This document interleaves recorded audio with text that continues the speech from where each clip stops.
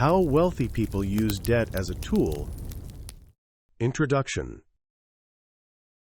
Let me ask you something that might shock you. Did you know that Elon Musk has almost no cash? I'm serious. The richest man on the planet, or at least one of them, literally doesn't have money in his bank account like you and me. Sounds crazy, right?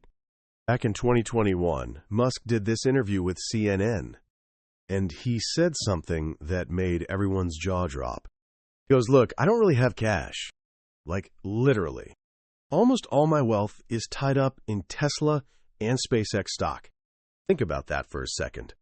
This is a guy worth over $300 billion at one point. He could buy entire countries if he wanted to, but he can't even buy a coffee without borrowing money. And here's where it gets even weirder. Elon Musk is the CEO of Tesla, right? Founder of SpaceX.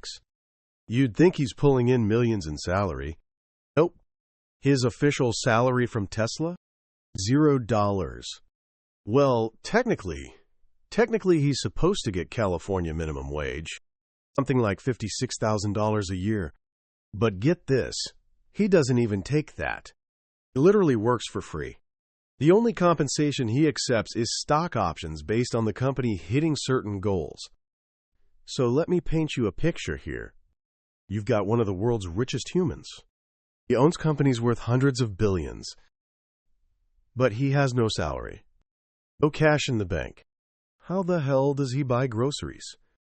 How does he pay for his flights? His homes? Or, here's a better question. How did he come up with $44 billion to buy Twitter? The answer is going to change everything you think you know about money. He borrows it. All of it. But wait, before you roll your eyes and think, "Oh great, another debt story," stick with me. Because this isn't about being broke and borrowing money. This is about being so smart with debt that you never have to sell your assets. See, Musk takes his Tesla shares that keep growing and growing, and he goes to a bank. He says, "Hey, I've got $100 billion in stock here. Lend me $1 billion. And the banks? They trip over themselves to give him money at super low rates. Why would he do this? Because he's playing a completely different game than the rest of us. Think about how we normally think about debt. It's bad, right? It's something to avoid. Something to pay off as fast as possible. Parents probably told you to stay away from debt. Mine sure did. But what if everything we've been taught about debt is wrong? What if debt isn't a chain around your neck? What if it's actually a ladder? A tool? Oh, what if it's a weapon for building wealth? Look, I'm going to share something with you over the next few hours that most people never figure out. The wealthy, the really wealthy, they see debt completely differently than everyone else. To them, being debt-free isn't the goal. The goal is to use debt so strategically, so intelligently, that it makes them richer while they sleep. And here's the beautiful part. This isn't just for billionaires. These same principles, these same strategies, they work whether you've got $1 million or you're just starting out with your first job. I'm going to walk you through exactly how Musk does it. How he lives like a king without ever touching his wealth. How he pays less in taxes than his secretary. How he bought Twitter with mostly other people's money. But more importantly, I'm going to show you how you can use these same strategies. Maybe you're not buying Twitter, but maybe you want to buy a rental property. Start a business. Build a portfolio. Create real wealth for your family.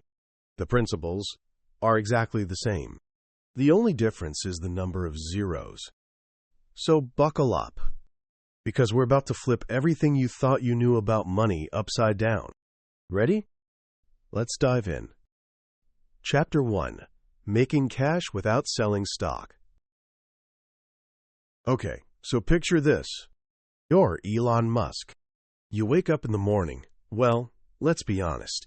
The guy probably doesn't sleep much, but let's say you wake up and you need $1 billion. Maybe you want to buy a yacht. Maybe you need to invest in a new factory. Or maybe, just maybe, you decided on a whim to buy a social media company. You've got Tesla stock worth, let's say, $100 billion. The obvious move is to sell some, right? Wrong.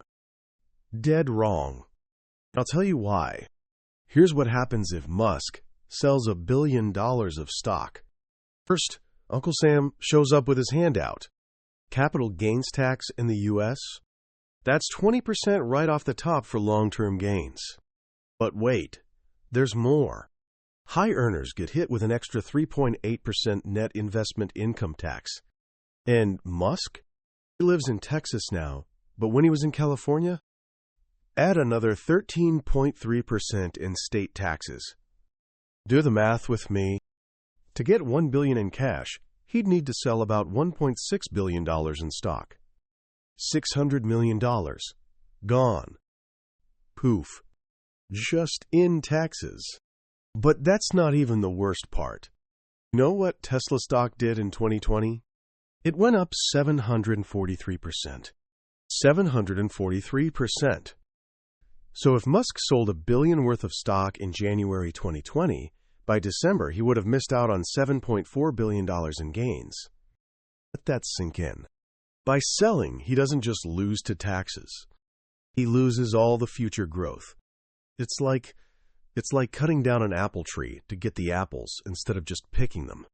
So what does a genius do instead? He walks into a bank. Well, his people call the bank, but you get the idea. And the conversation goes something like this. Hey, I've got $100 billion in Tesla stock.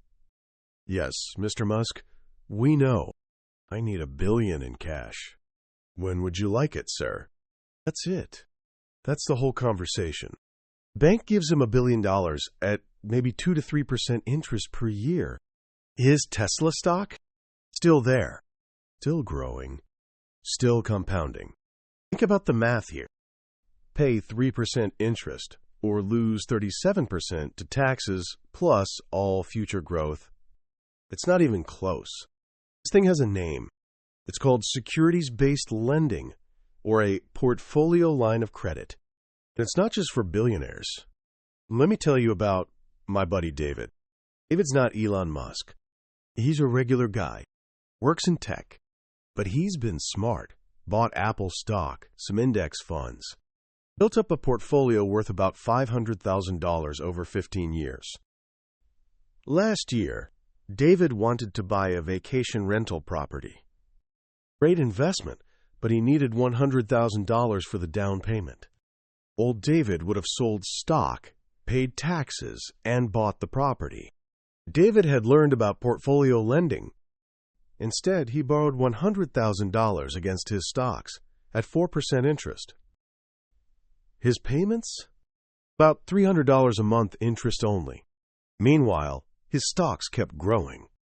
The rental property?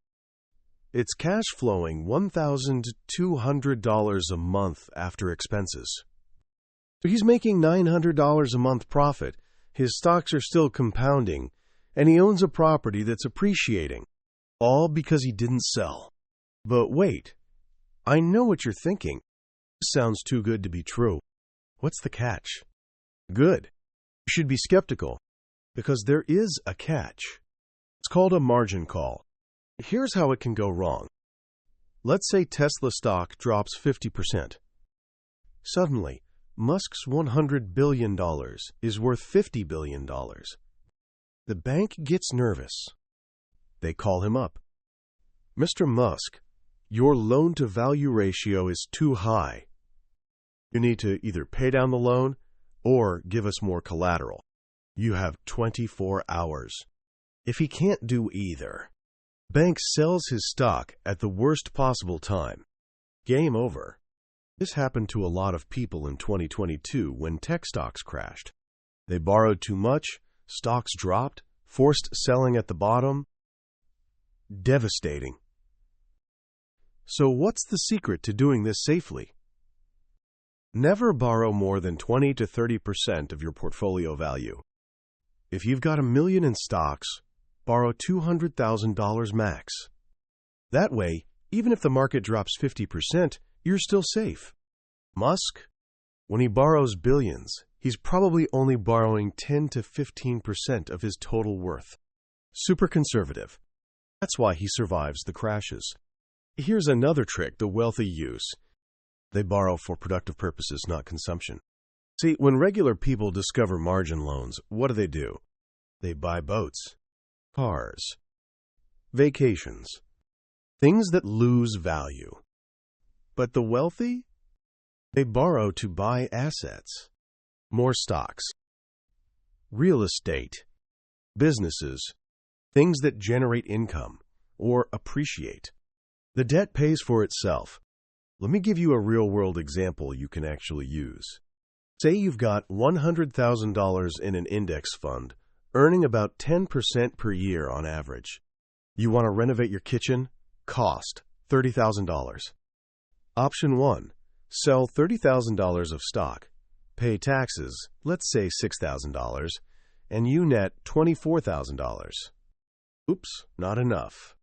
Sell $38,000, pay taxes, get your $30,000. Your portfolio is now $62,000. Option 2. Borrow $30,000 at 5% interest. Pay $1,500 per year in interest. Your portfolio stays at $100,000 and keeps growing. After 10 years. Option 1. Your $62,000 grows to about $160,000. Option 2. Your $100,000 grows to $259,000, minus the $30,000 loan and $15,000 total interest equals $214,000. That's $54,000 more, just by not selling. Now imagine doing this over and over strategically for decades. This is how the rich get richer without ever selling anything. But here's what really blows my mind. The strategy isn't new. The wealthy have been doing this forever. J.P. Morgan was doing this in the 1900s. Rockefellers, the Vanderbilts, they all understood this. The only thing that's changed? Now regular people can do it too. Most brokers offer these loans now. Schwab, Fidelity, Interactive Brokers, they all have portfolio credit lines. The rates are competitive. The process is simple. So why doesn't everyone do this? Fear. Simple as that. We've been programmed to think debt equals danger. And for bad debt? That's true. Credit card debt will bury you. But strategic debt against appreciating assets? That's a completely different animal. Think of it like this. A knife in the hands of a surgeon saves lives. A knife in the hands of a child is dangerous. A knife isn't good or bad. It's how you use it that matters. That is the same way. So here's my challenge to you. Don't run out and borrow against your portfolio tomorrow. But do this. First, find out if your broker offers portfolio lending. What are the rates? What are the terms? Second, run the numbers. If you have investments, calculate what 20 to 30% borrowing would look like. Third, think about what productive uses you might have for that capital. Not vacations. Not cars. What could you invest in that would generate returns higher than the interest rate? Because once you understand this tool, really understand it, you'll never look at your portfolio the same way again. You'll stop seeing it as just numbers on a screen. You'll start seeing it as potential energy, as dry powder, as opportunity waiting to be unleashed. And that, my friend, is thinking like Elon Musk. We're just getting started. Because knowing about portfolio lending is one thing. Knowing the difference between good debt and bad debt, that's where fortunes are made or lost. Let's talk about that next. Chapter 2. Good debt versus bad debt. All right, I want to tell you about two friends of mine. True story. Sarah and Mike both make about $80,000 a year. Good jobs. Smart people. But their financial lives? Completely different. Sarah is proud, and I mean proud, of being debt-free. She posts about it on Facebook. Paid off her student loans early. Drives a 10-year-old Honda she bought with cash. Rents a nice apartment. I don't owe anybody anything, she told me at dinner last week. I sleep great at night. Then there's Mike. Mike has $500,000 in debt. $500,000. Sarah thinks he's insane. She actually pulled me aside once and whispered, "I'm worried about Mike. Did you know how much debt he has?" Here's the kicker. Mike is worth 3 times more than Sarah. How is that possible? Simple. Mike understands something Sarah doesn't. Not all debt is created equal. And today, I'm going to teach you the difference. Because once you get this, really get it, you'll never think about money the same way again. Let's start with the obvious villain. Bad debt. Pull out your wallet. See that credit card? That little piece of plastic is probably charging you 18%, 20%, maybe even 25% interest. Let me put that in perspective. If you borrow $10,000 on a credit card and only make minimum payments, you know how much you'll actually pay back? Over $20,000. You're paying double. For what? For the privilege of buying something you couldn't afford in the first place. That flat-screen TV you bought on Black Friday? By the time you pay it off, you've bought 2 TVs. Except you only have one. And it's probably obsolete by then anyway. This is bad debt. And here's how you can spot it every time. First, the interest rate is insane. Anything over 10%? Run away. Second, you're buying something that loses value. Cars, clothes, electronics, vacations, all bad debt targets. Third, it doesn't generate income. That TV isn't paying you $100 a month to sit in your living room. But here's where people screw up. They think ALL debt is like credit card debt. They hear debt, and their mind goes straight to danger. Red alert.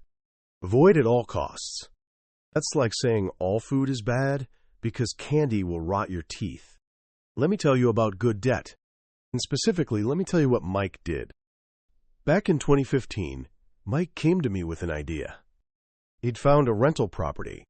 Small duplex. Nothing fancy. Price tag, $200,000. I've saved $40,000, he said. Should I keep saving until I can buy it cash? How long would that take? I asked. Maybe 5 more years? Mike, I said, don't wait. Use debt. He looked at me like I was crazy. But here's what happened. Mike put down his $40,000, borrowed $160,000 at 4% interest. His mortgage payment? About $1,000 a month. But, and this is the important part, he rented out both units. One for $900, one for $900. That's $1,800 coming in, $1,000 going out. $800 profit. Every single month. Fast forward to today, that property is worth $350,000. His loan is down to $120,000. The rent? Now it's $2,400 total. Let's do the math. Started with $40,000. Current equity, $230,000. Monthly cash flow, $1,400. Total cash collected over 8 years, over $80,000. His $40,000 turned into over $300,000. Without debt, he'd still be saving for that first property. But wait, it gets better. You know what's been happening these last few years? Inflation. Everything costs more, right? Your groceries, your gas, everything. But Mike's mortgage payment? Still $1,000. Same as day one. Meanwhile, rents keep going up with inflation. So every year, his loan gets easier to pay while his income increases. It's like the bank is slowly paying him to borrow their money. This is what good debt does. It's not a burden. It's a business partner that only wants a fixed return while you keep all the upside. Now let me blow your mind with something else. Remember I mentioned Elon Musk borrows at like 3%, and inflation is running at what, 5 to 7% lately? Think about that. He borrows at 3%. Inflation is 5%. The bank is literally paying him 2% to borrow money. This is why the rich love debt during inflation. They borrow in today's expensive dollars and pay back in tomorrow's cheap dollars. It's genius. But here's where regular people can use this too. Let's say you're thinking about starting a business. You need $50,000 for equipment. You could save for 5 years, or you get a business loan at 7% interest. That equipment lets you land contracts worth an extra $30,000 per year in revenue. The loan costs you $3,500 per year in interest. You're making an extra $30,000. That's $26,500 profit because you used debt. Without the loan, you're still saving pennies while your competition eats your lunch. Good debt has 4 characteristics. Write these down. 1. The interest rate is lower than what you can earn. If you borrow at 5% but can make 10%, you're winning. 2. You're buying something that appreciates or generates income. Real estate, businesses, sometimes education. 3. The income it generates can cover the payments. This is crucial. 4. There are often tax benefits. Mortgage interest, business loans. Uncle Sam helps pay for these. Now, Sarah, remember debt-free Sarah? She's actually leaving money on the table. She's so proud of having no mortgage. She's paying $1,800 in rent. That's $21,600 per year. Gone. Building someone else's wealth. If she bought a place with a mortgage, that $1,800 would be building her equity, plus tax deductions, plus appreciation. In 10 years, she'll have paid $216,000 in rent with nothing to show for it. Mike? He'll own multiple properties, free and clear. But look, I'm not saying all debt is good. I've seen people destroy themselves with leverage. The difference? They forgot the rules. They borrowed to consume, not invest. They over-leveraged. They had no cash reserves. They assumed values only go up. So here's my good debt checklist. Before you borrow a penny, ask yourself, will this make me money? If no, stop right there. Can I afford the payments if things go wrong? If no, wait until you can. Is the rate reasonable? Over 10%? Probably bad debt. Do I have reserves? Never borrow without a safety net. Am I buying an asset or a liability? Assets pay you. Liabilities cost you. Get all 5, right? You've found good debt. Let me tell you something else about Mike and Sarah. Last year, an opportunity came up. A local business was selling, owner retiring. Great cash flow. Selling price, $200,000. Sarah had $200,000 saved. She could buy it cash, but that would wipe out her life savings. Too risky, she decided.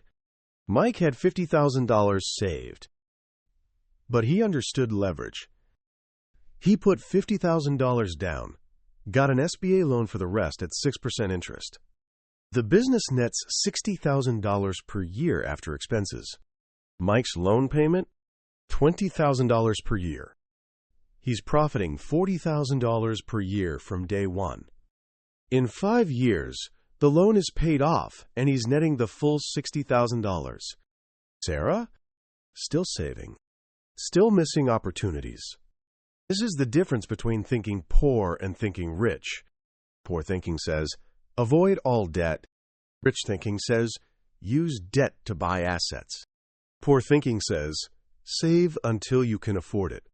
Rich thinking says, leverage to get it now while it's available.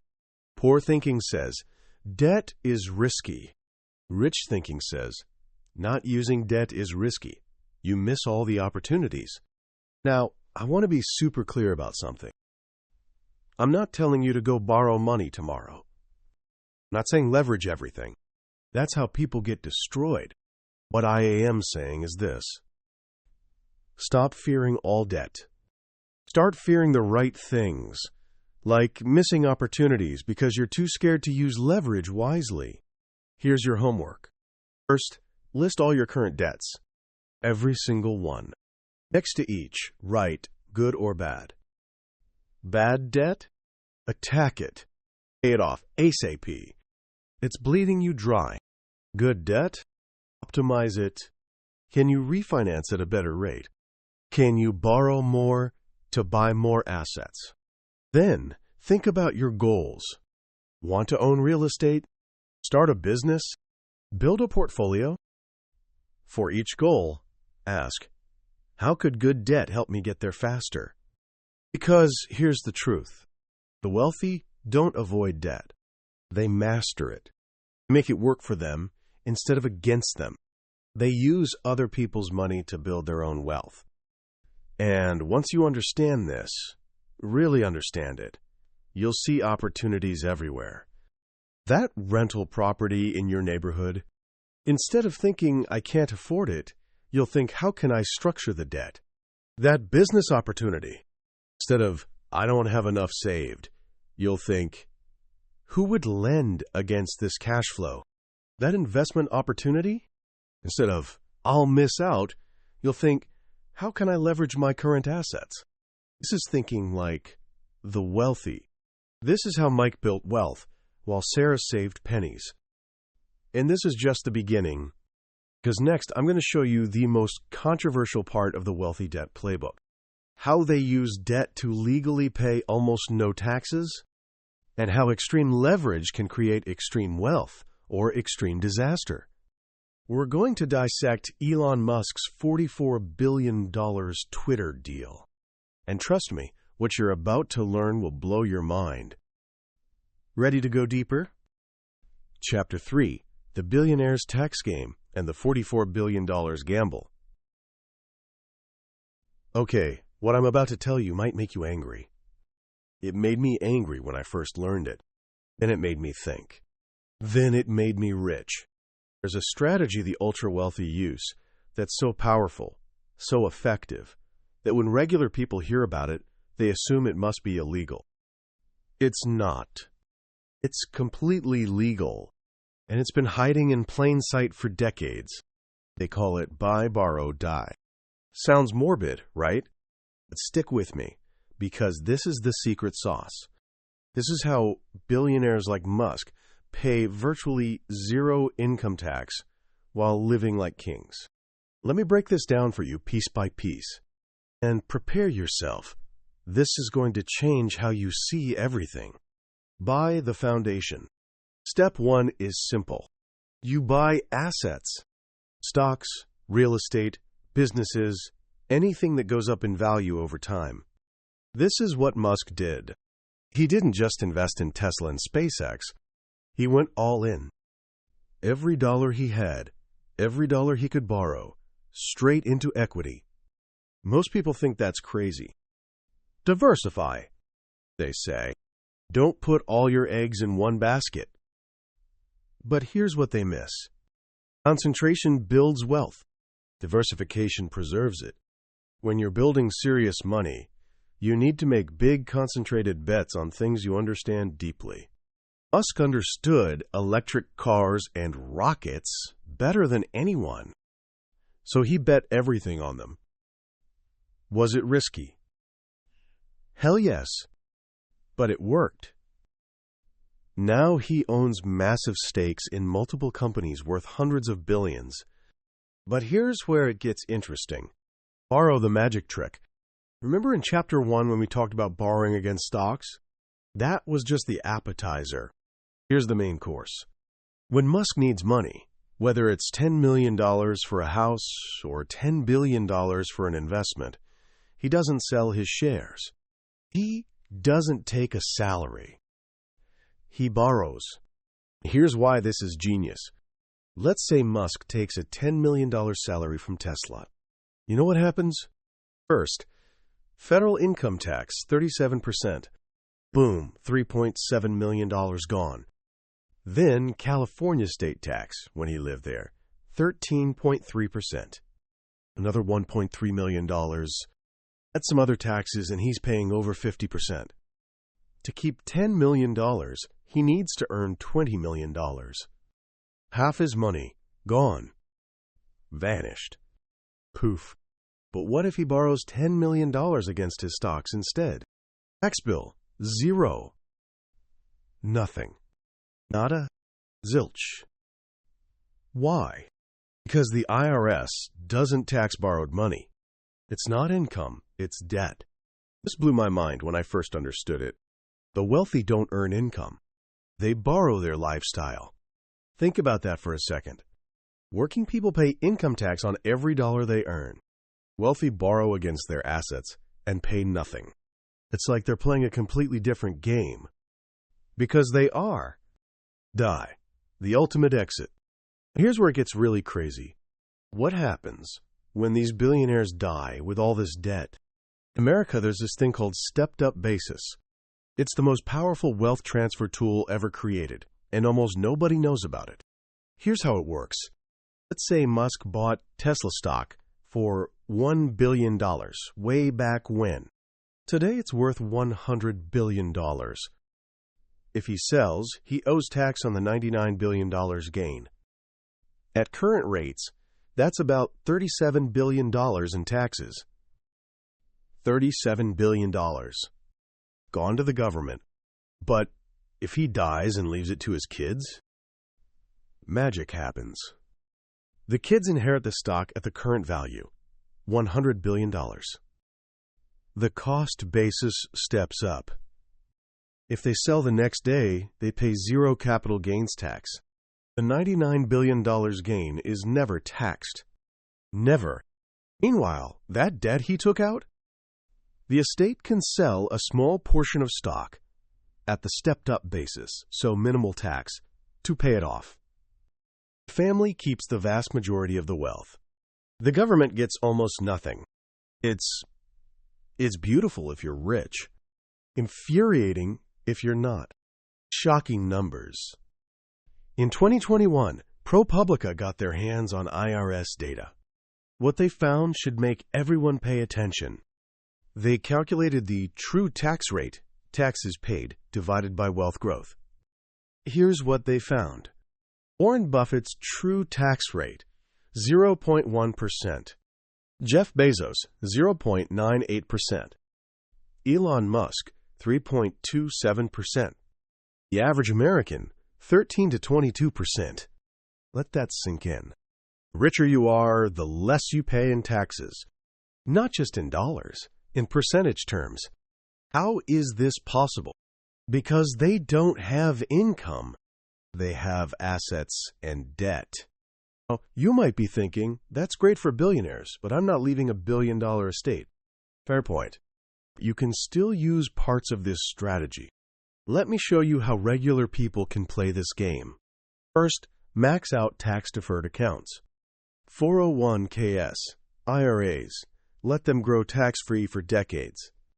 Second, when you need money, borrow against your house or portfolio instead of selling investments. Third, hold assets forever. The longer you hold, the more you benefit from stepped-up basis. Fourth, start a business. Even a small one. Business owners have way more tax strategies than employees.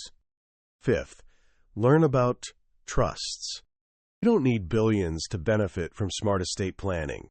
But now, let me tell you about what happens when this strategy goes to the extreme. Part 2, the $44 billion Twitter deal.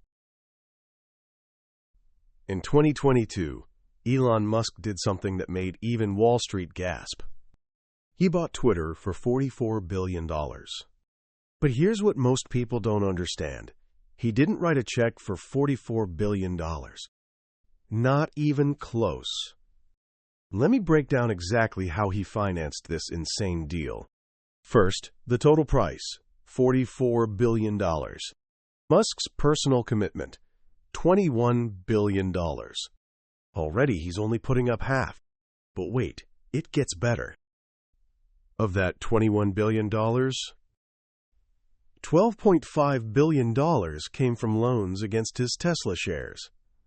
$4 billion came from actually selling Tesla stock, his first major sale in years.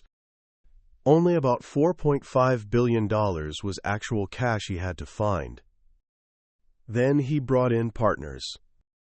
Banks loaned $13 billion directly to Twitter. Other investors chipped in $7.1 billion. Twitter itself had $2.9 billion in cash. So let's do the math. Musk bought a $44 billion company while only putting up about $4.5 billion of his own liquid cash. That's leveraging $10 for every $1 of actual money. It's insane. It's risky. And it's exactly how the ultra-wealthy operate. Think about it like this. If you wanted to buy a $440,000 house and only had to put down $45,000, you'd probably do it, right? That's exactly what Musk did. Just add some zeros. Why banks went along? You might wonder, why would banks lend billions for such a risky deal? Simple.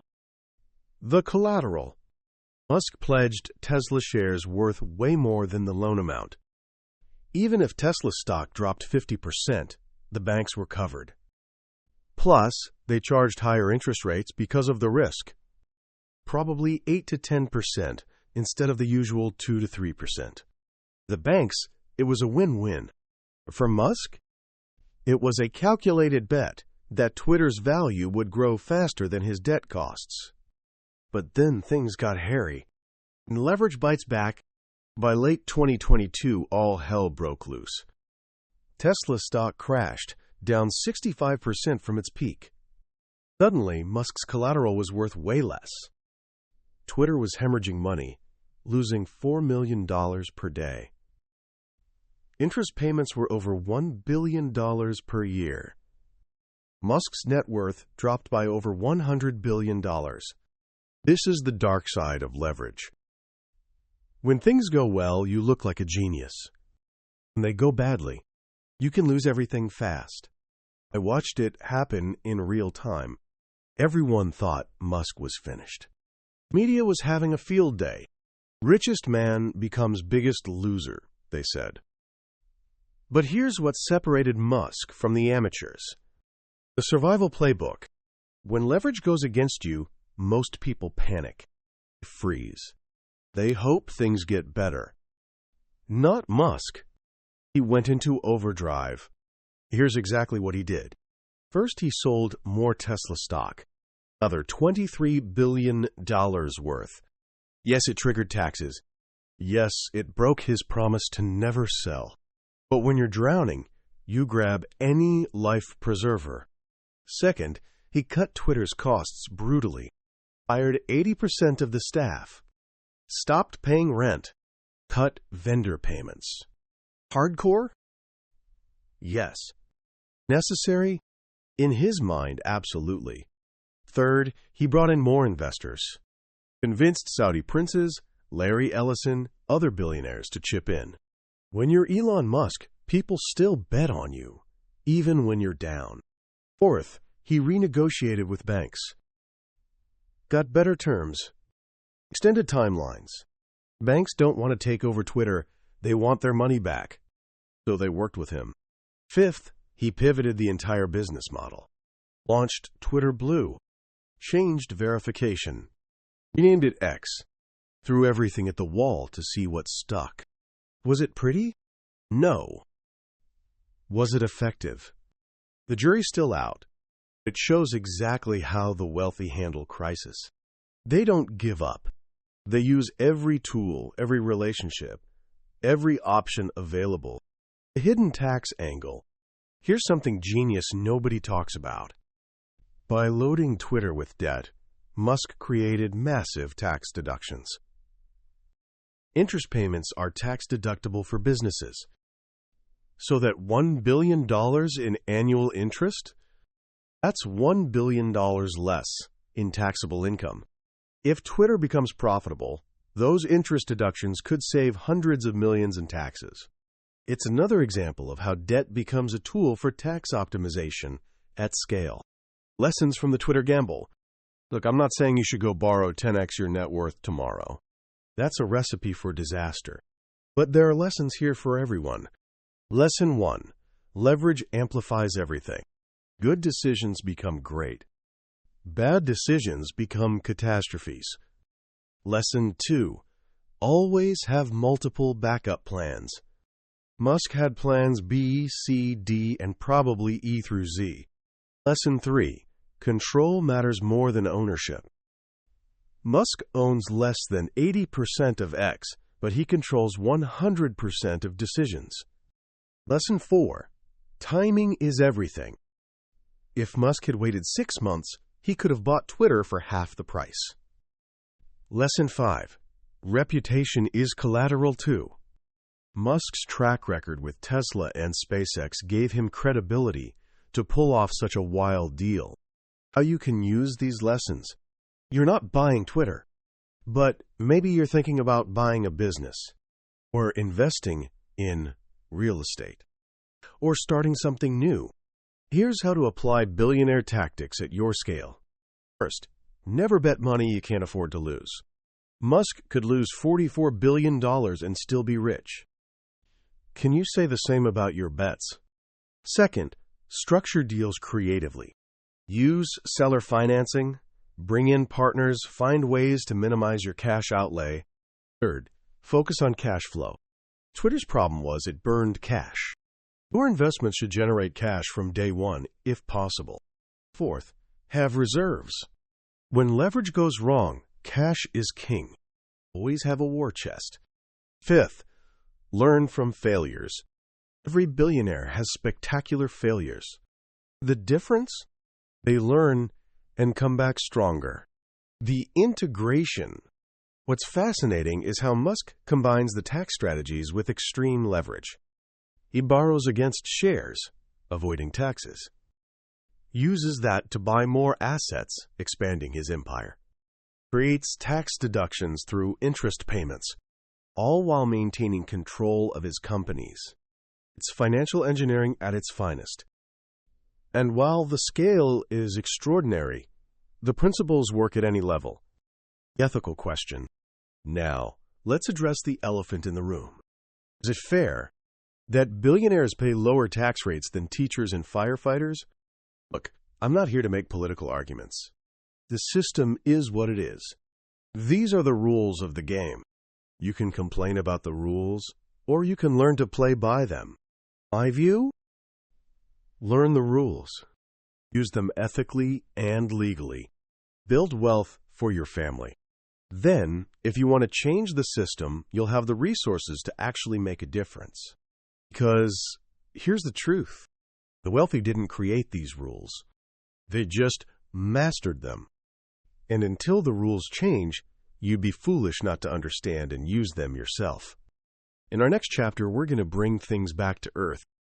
We'll explore the most accessible form of leverage for regular people, real estate. I'll show you exactly how everyday people are using the same principles Musk uses with stocks, but with houses and apartments instead. And trust me, what you're about to learn could be the beginning of your own wealth-building journey. Ready to see how regular people become millionaires? Chapter 4. Real Estate and the Golden Formula of Debt. You know what's funny? While Elon Musk was making headlines for selling all his houses, "I will own no home," he tweeted, millions of everyday people were quietly getting rich through real estate. And here's the kicker.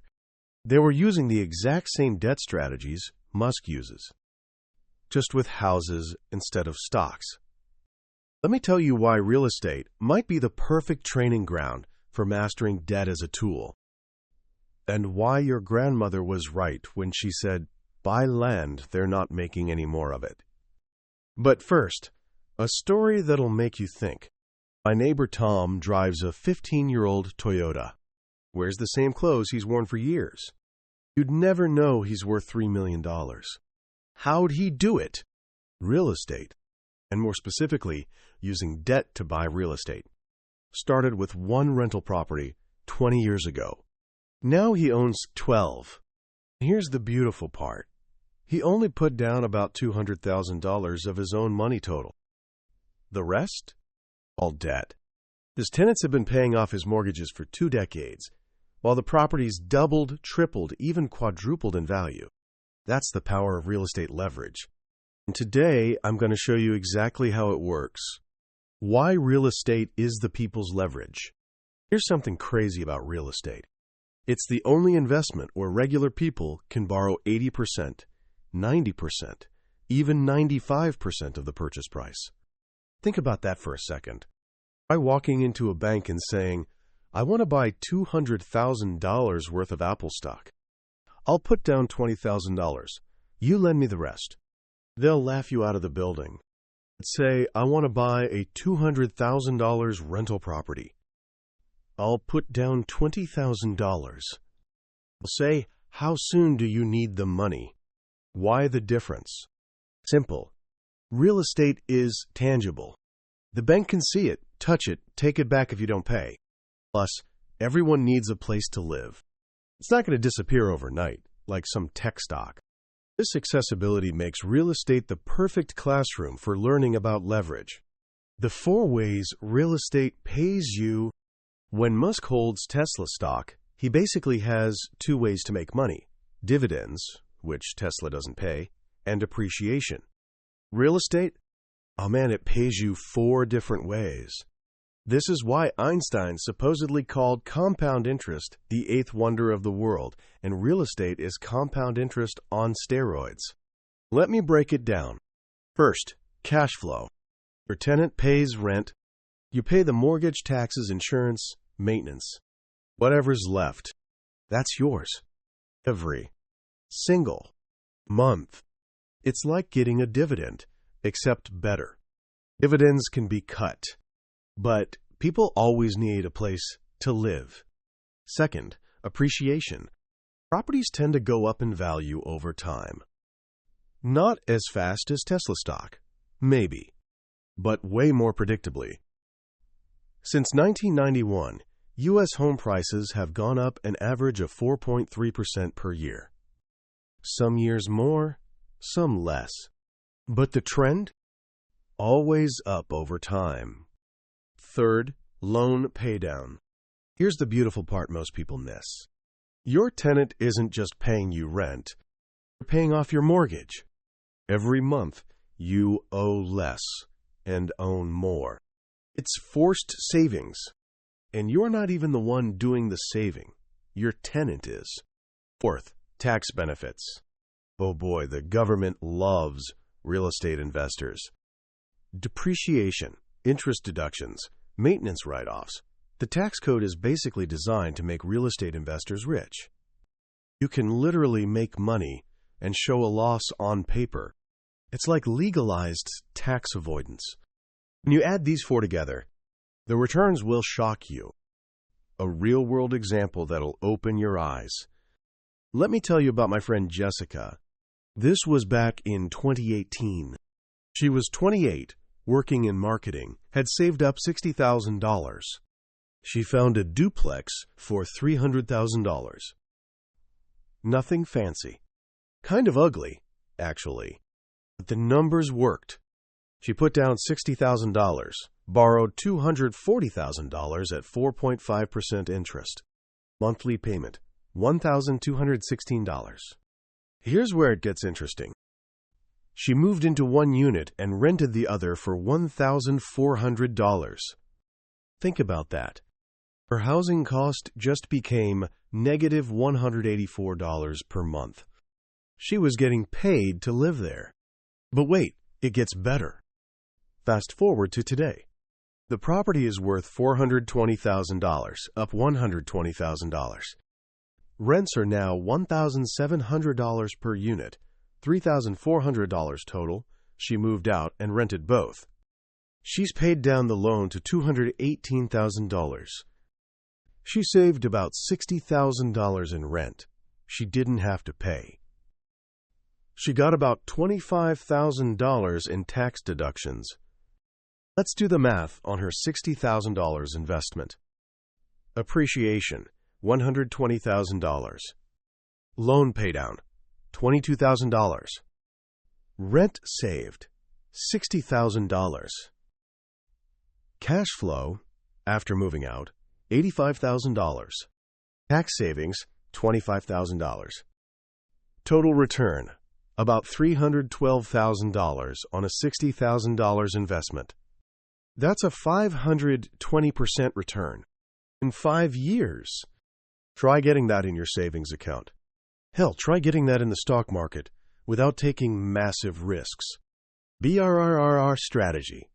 That's creating millionaires. Now let me teach you something that'll blow your mind. There's a strategy real estate investors use called BRRRR. Buy, rehab, rent, refinance, repeat. It's basically the real estate version of Musk's stock strategy. And when done right, it's like printing money. Here's how it works. You find a distressed property, ugly, needs work, priced below market. Let's say you buy a house for $100,000. It's a dump, but you see potential. You put in $30,000 of repairs. New kitchen, bathroom, paint, flooring. Now it's beautiful. The house is now worth $180,000. You rent it for $1,500 a month. Here's where the magic happens. You go to a bank and refinance based on the new W value. Banks will typically lend 75% of value on rentals. That's $135,000. You pay off your original purchase and rehab costs, $130,000, and pocket $5,000. Wait, what? You now own a house worth $180,000. It's generating $1,500 a month in rent, and you have more cash than you started with. It's like Musk creating value in Tesla, borrowing against it, and using that to create more value. Same principle, different asset. Do this 5 times, 10 times? That's how regular people become millionaires.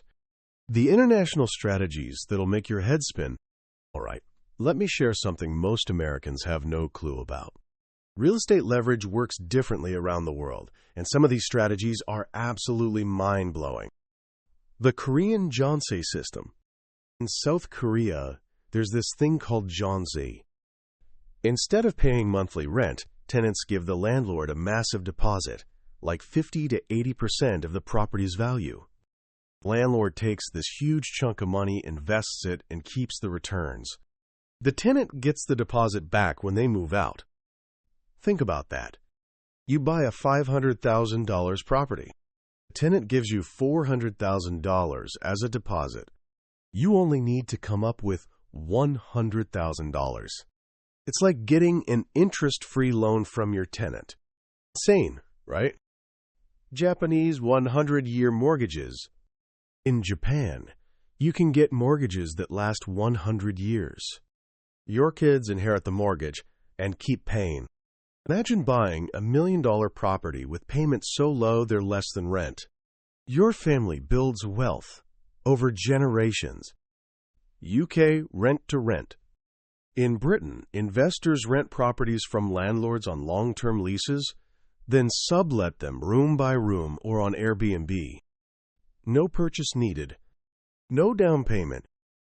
Just pure cash flow from the spread. You're using other people's properties to generate income. It's leverage without even owning anything. The gap investment reality check. Now let me talk about something that's huge in Korea but can be dangerous. Gap investment. Remember that Jeonse system I mentioned? Here's how investors use it. Property costs $500,000.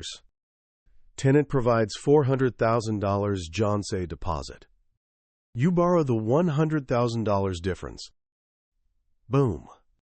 You control a $500,000 asset with just $100,000 in debt. The leverage is incredible. But, and this is a big but, when property values drop or Johnson deposits decrease, you can get squeezed hard. I've seen landlords go bankrupt when tenants wanted their deposits back, but property values had fallen. They couldn't refinance, couldn't sell for enough, couldn't pay back the deposits. The lesson: leverage amplifies everything. The gains and the losses. Always, always, always stress test your strategy.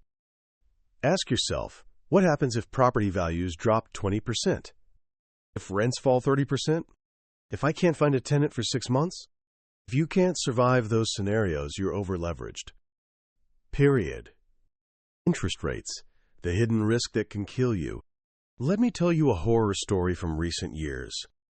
Back in 2021, people were getting mortgages at 2.5%. Stupid, cheap money. Everyone was buying. By 2023, rates hit 7%, even 8%. Let me show you what that means with real numbers. $400,000 loan at 2.5%. Your payment is $1,580 per month. $400,000 loan at 7%. Your payment is $2,661 per month. That's over $1,000 more per month. I know investors who bought properties in 2021 assuming they'd refinance in a few years at similar rates. When rates shot up, they were trapped. Some lost everything. So how do you protect yourself?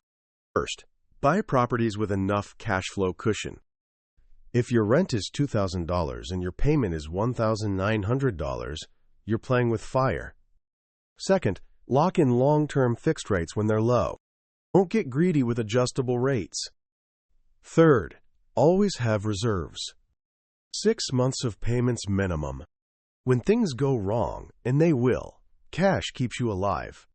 Fourth, focus on areas with strong rent growth. Even if your payment goes up, rising rents can save you. The tax magic of real estate. Remember how Musk avoids taxes by borrowing instead of selling? Real estate investors have even more tricks. Let me blow your mind with depreciation. The IRS says buildings wear out over 27.5 years. So they let you deduct that loss from your income. You buy a $400,000 property, say $100,000 is land, $300,000 is building. You can deduct $10,909 per year in depreciation, $300,000 divided by 27.5. But here's the kicker. Your property is probably going up in value, not down. You're taking a tax deduction for a loss that doesn't exist. It gets better. 1031 exchanges. Sell a property, buy another, pay 0 capital gains tax. You can do this forever, building a bigger and bigger portfolio while never paying taxes on the gains. Cost segregation. Hire a specialist to break out components like appliances, carpeting, fixtures. These depreciate faster. You might get $50,000 in deductions year one instead of spreading it over decades. Real estate professional status. Spend 750 hours a year on real estate? You can use losses to offset other income. I know doctors making $500,000 who pay almost no tax because of real estate losses. It's like the government is begging you to invest in real estate. Starting your real estate journey. Okay, you're thinking, this sounds great. I don't have $60,000 for a down payment like Jessica. Fair point. Let me give you 5 ways to start with less. Option 1, house hacking. Buy a duplex or a house with extra bedrooms. Live in one unit/room, rent the others. FHA loans require just 3.5% down. On a $200,000 property, that's only $7,000. Your tenants pay most or all of your mortgage. You live for free while building equity. Option 2, partnerships. Find someone with money but no time. You do the work, they provide capital, you split profits. I know a teacher who partnered with a busy doctor. The teacher found deals and managed properties. The doctor wrote checks. Both got rich. Option 3. Wholesale. Find great deals and sell the contracts to other investors for a fee. No purchase needed.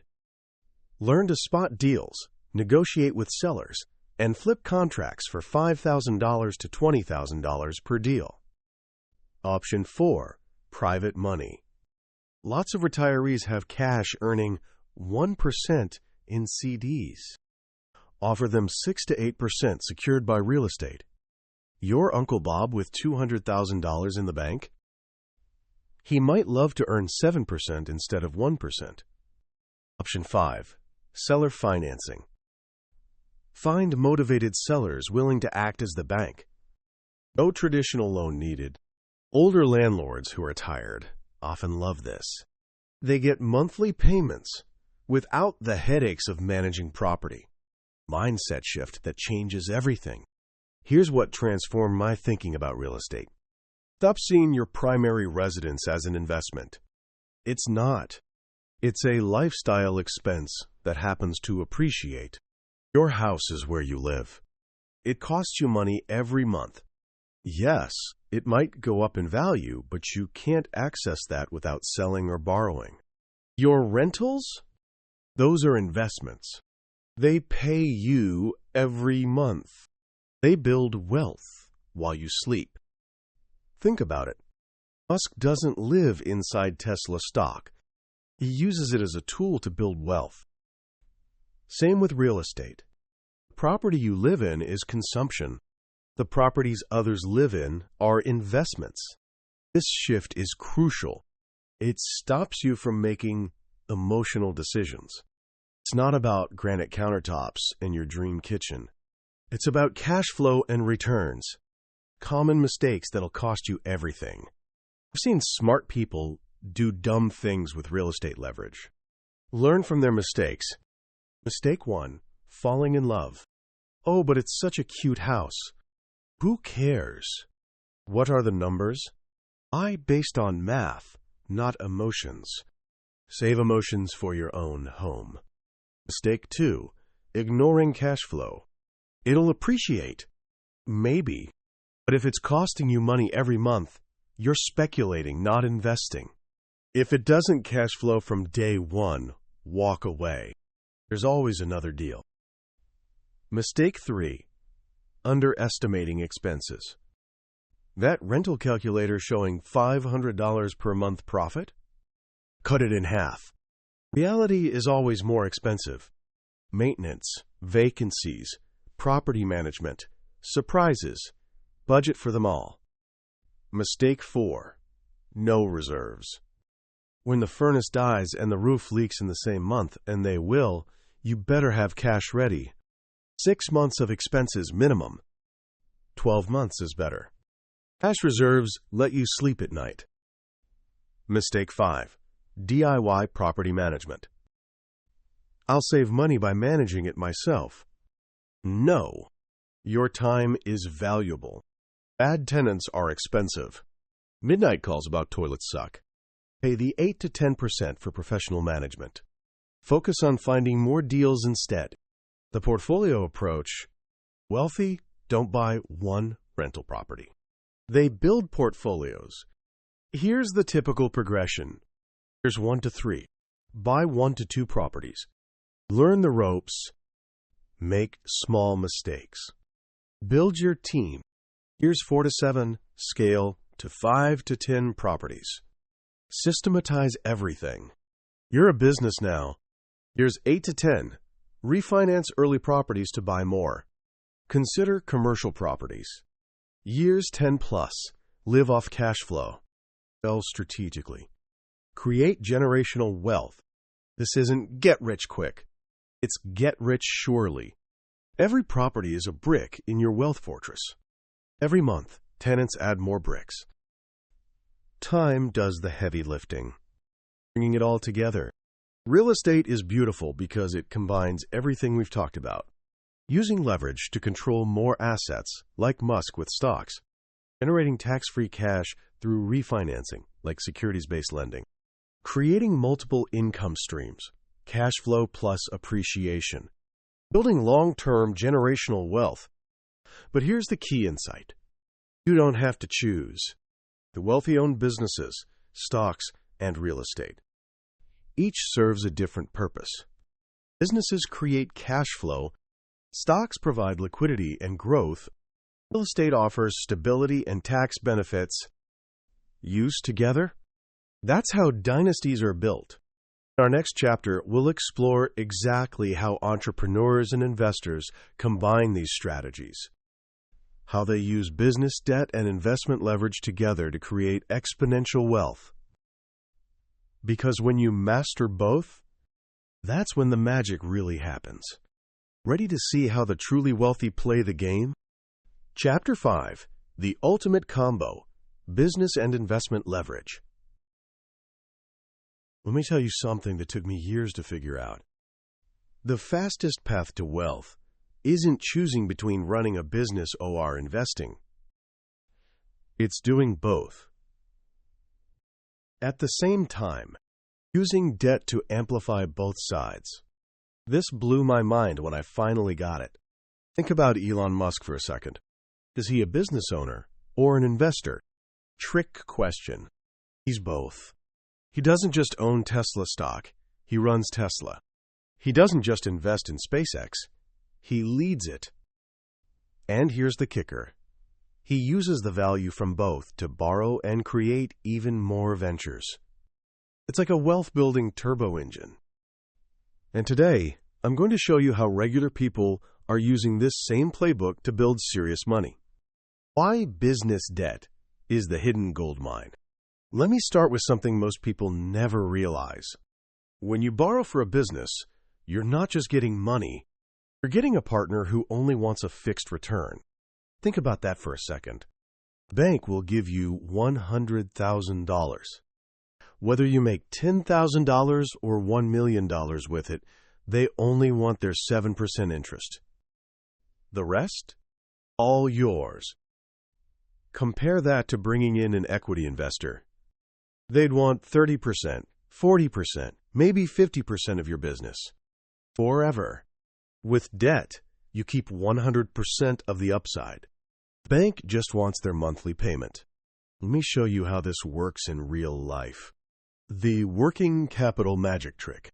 My friend Tom runs an e-commerce business. Nothing fancy. Sells phone accessories online. One day, Tom discovered something amazing. For every $1,000 he spent on inventory, he could generate $1,800 in sales within 60 days. That's an 80% return in 2 months. But Tom only had $10,000 in cash. So he was stuck making $8,000 profit every 2 months. Good money, but not life-changing. Then Tom learned about inventory financing. A lender looked at his numbers and said, "We'll lend you $50,000 at 12% annual interest. Your inventory is the collateral. Now watch the math." Tom takes his $10,000 plus the $50,000 loan. That's $60,000 for inventory. 60 days later, $108,000 in revenue. He pays back the loan plus interest, $51,000. He keeps $57,000. His profit jumped from $8,000 to $47,000. Nearly 6x more. The cost of that transformation? Just $1,000 in interest. That's leverage. That's using other people's money to multiply your results. Equipment financing, the secret ATM. Here's another business debt secret nobody talks about. Equipment financing often has the best rates and terms. Why? Because the equipment itself is collateral. The bank can take it back if you don't pay. Let me tell you about Sarah. Sarah runs a small printing shop. Does okay, makes about $10,000 a month profit. But she's turning away big corporate clients because her printers are too slow. She needs a new digital printer. Cost $200,000. Sarah doesn't have $200,000. She does have good credit and steady cash flow. She gets an equipment loan, $200,000 at 5% interest over 5 years. Monthly payment, $3,774. That new printer lets her take on corporate clients. Her revenue jumps by $150,000 per year. That's $12,500 extra per month. Payment on the printer, $3,774. Extra profit from corporate clients, $12,500. Net gain, $8,726 per month. From day one, the debt is making her money. Without that loan, she'd still be turning away profitable business. The SBA loan goldmine. Now let me tell you about the best-kept secret in American business financing. The Small Business Administration, the SBA. They guarantee loans for small businesses. This means banks will lend to you at amazing rates for things they'd normally never touch. You can use SBA loans to buy an existing business, up to 90% financing, get working capital, buy commercial real estate, purchase equipment, even buy out your competition. Got a buddy, Mike. He was managing a car wash for the owner, making $60,000 a year. Decent money, but he was building someone else's wealth. The owner wanted to retire. Asking price, $500,000. Mike had saved $50,000. That's it. But with an SBA loan, he put down his $50,000 and borrowed $450,000 at 6% interest. The business was already profitable. It generated $150,000 per year in profit. Mike's loan payment? $60,000 per year. So from day one, Mike went from making $60,000 as an employee to netting $90,000 as the owner. Within 3 years, he'd improved operations, and profit hit $200,000. Use that to buy a second location. Today, Mike owns 4 car washes worth over $3 million total. Started with just $50,000 and an SBA loan. Now, add investment leverage. Okay, so you're using debt to grow your business. Great. But here's where it gets really powerful. Once your business generates steady cash flow, you can use that income to qualify for investment loans. This is the 1-2 punch that creates serious wealth. Securities-based lines for business owners. Remember those stock loans from Chapter 1? Business owners can use them even better than employees. Why? Because you control your income. Banks love predictable income. As a business owner with steady profits, you're golden. You can often borrow more, at better rates, with more flexibility. Here's what smart business owners do. Pay themselves a modest salary. Keeps taxes low. Keep profits in the business, or invest in securities. Borrow against investments for personal expenses. Use business cash flow to pay investment loans. It's a beautiful cycle. Your business funds your investments. Your investments provide tax-free cash. Cash lets you keep growing both. Let me show you how this works. The restaurant owner who cracked the code. I know this restaurant owner, Carlos. Smart guy. Came from nothing. Carlos started with a food truck. Borrowed $40,000 to buy it. Worked 18-hour days. Built a following. Year 2, he opened a small restaurant. Used profits from the truck plus an SBA loan. Year 3, the restaurant is crushing it. Generating $20,000 a month in profit. Now, most people would take that profit and spend it. New car, bigger house, whatever. Not Carlos. He paid himself $5,000 a month. Lived modestly. The other $15,000 straight into index funds. After 2 years, he had $360,000 invested. That's when he discovered portfolio margin. The market crashed in March 2020. Everyone was panicking. Restaurants were closing. Carlos? He borrowed $200,000 against his portfolio at 3% interest. Used it to buy quality stocks at massive discounts. When the market recovered, that $200,000 turned into $500,000. Here's the genius part. His restaurant kept generating cash through COVID. He pivoted to takeout and delivery, so he could easily pay the margin loan interest. He used a crisis to get rich, all because he combined business cash flow with investment leverage. The power of portfolio margin. Let me explain portfolio margin because it's a game changer for business owners. Regular margin lets you borrow 2x your account value. Portfolio margin? Up to 6.6x for diversified portfolios. Here's the thing. It's dangerous if you're living paycheck to paycheck. One market drop and you're wiped out. For business owners with steady cash flow, it's a different story. You can weather the storms. When markets drop 20%, employees panic sell.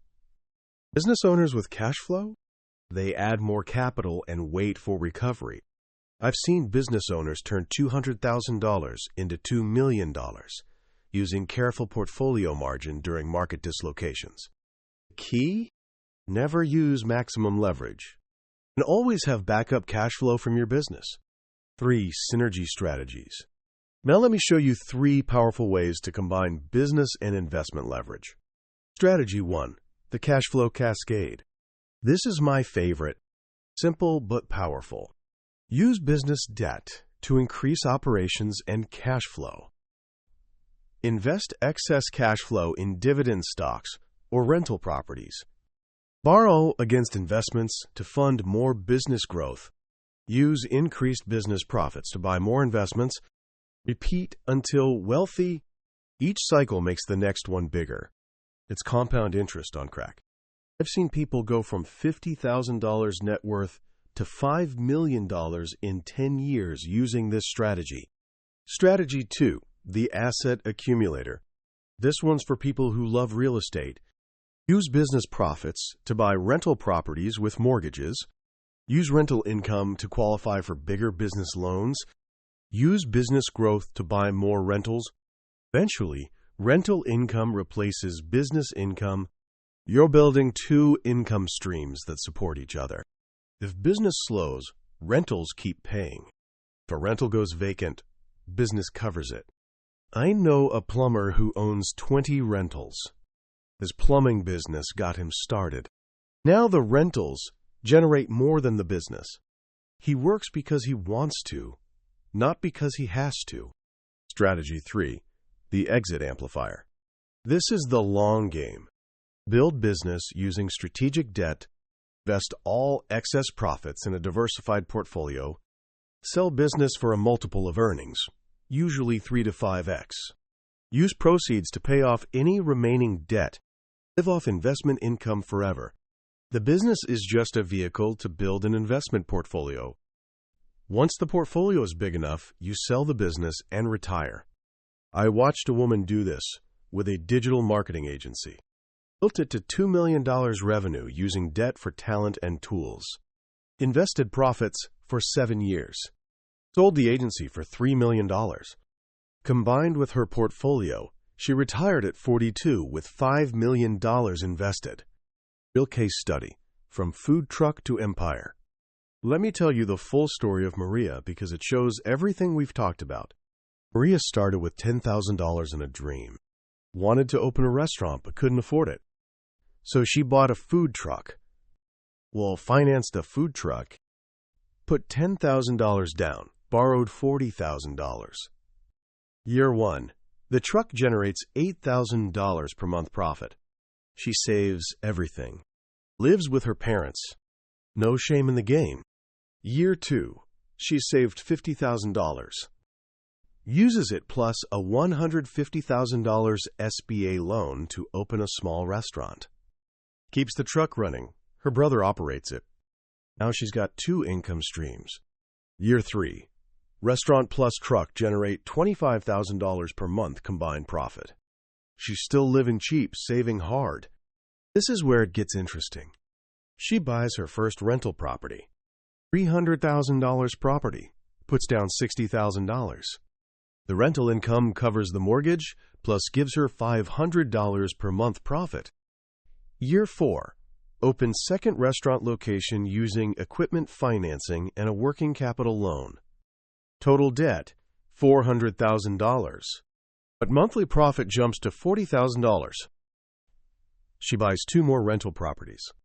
Starts investing $10,000 per month in index funds. Year 5. Here's where leverage really kicks in. She sells the food truck business, just the business, not the truck itself, for $200,000. Uses that plus an investment loan to open a commissary kitchen. This is genius. She rents space to other food businesses. Passive income.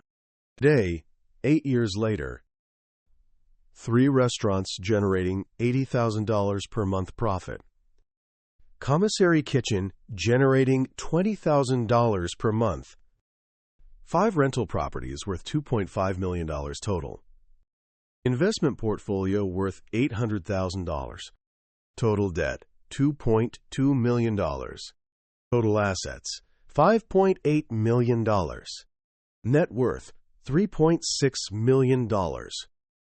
All from $10,000 in strategic use of debt. But here's what's really beautiful. The tax optimization layer. You combine business and investment debt, the tax benefits multiply. Business debt gives you interest deductions, equipment depreciation, operating expense write-offs. Section 179, accelerated depreciation. Investment debt gives you investment interest expense deduction, no tax on borrowed money, ability to defer capital gains, step-up basis for heirs. Remember Chapter 3? Stack these together, you can earn millions while showing little taxable income. Maria? She made $1.2 million last year. Paid less than $100,000 in taxes. How?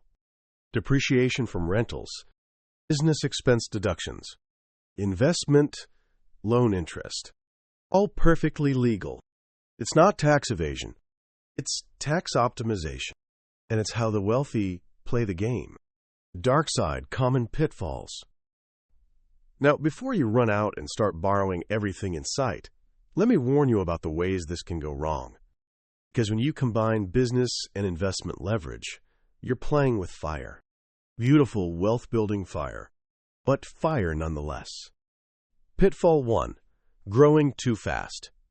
I've seen businesses implode from overexpansion. Debt amplifies mistakes. Open 3 locations in 1 year?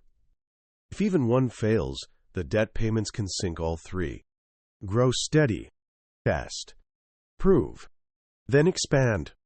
Pitfall 2. Mixing funds. Never, ever mix personal and business money. It's tempting to use business funds for personal investments, or vice versa. Don't do it. Keep clean books. Separate accounts. The IRS and lawyers will thank you. Pitfall 3. Ignoring cash flow timing.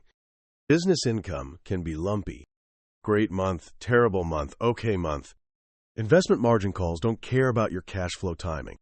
They want money now. Always have reserves. Always. Pitfall 4. Lifestyle inflation. Just because you can borrow doesn't mean you should, especially not for toys. I've seen successful entrepreneurs blow up their wealth buying yachts and jets with borrowed money. Borrow for assets, not lifestyle. Pitfall 5. Losing your why. The goal is freedom, not slavery to debt payments. Don't let the tail wag the dog. If you're working 100 hours to service debt, you're doing it wrong. Your integration checklist. Ready to combine business and investment leverage? Here's your roadmap. Step 1. Stabilize your base. Whether it's a business or a job, you need consistent income first. No income, no loans. Step 2. Build business credit. Get an EIN. Open business bank accounts. Establish trade credit. Keep business and personal separate. Step 3. Start investing small. Open a brokerage account. Start with index funds. Build the habit before the leverage. Step 4. Establish investment credit. Get approved for margin. Maybe a small portfolio line of credit. Test the waters. Step 5. Create systems. Invest 30% of business profits. Never borrow more than 50% of asset value. Whatever your rules, write them down and follow them. Step 6. Track relentlessly. You can't optimize what you don't measure. Know your numbers cold. Step 7. Build your team. You need a good accountant, a sharp lawyer, a solid banker, and maybe a financial advisor.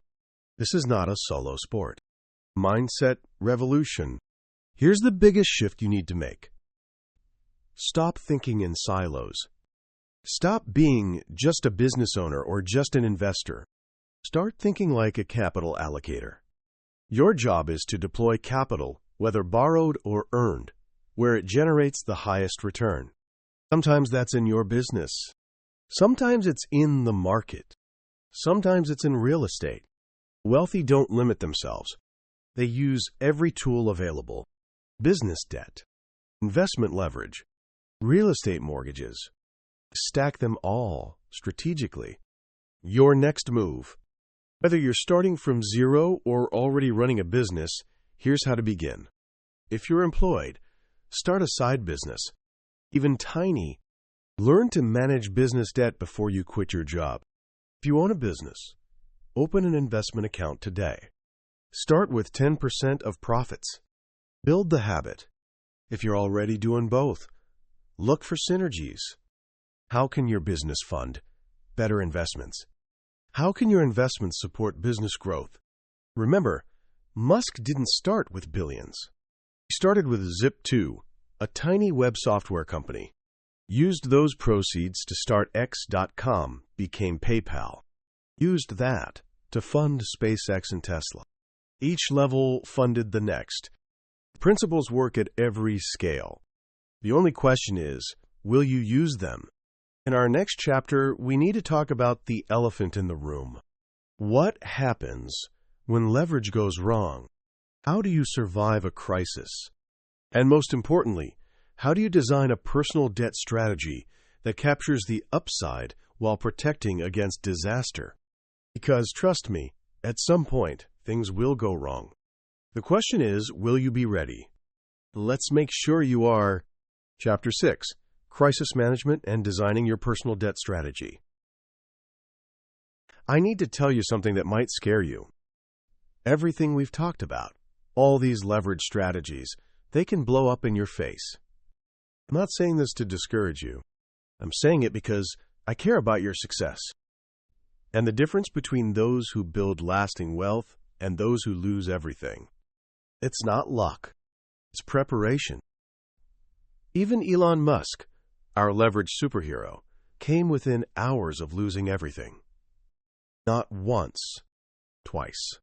So before you implement any strategy from this book, you need to understand two things: how to survive when things go wrong, and how to design a personal debt strategy that fits your life. This chapter might save your financial life.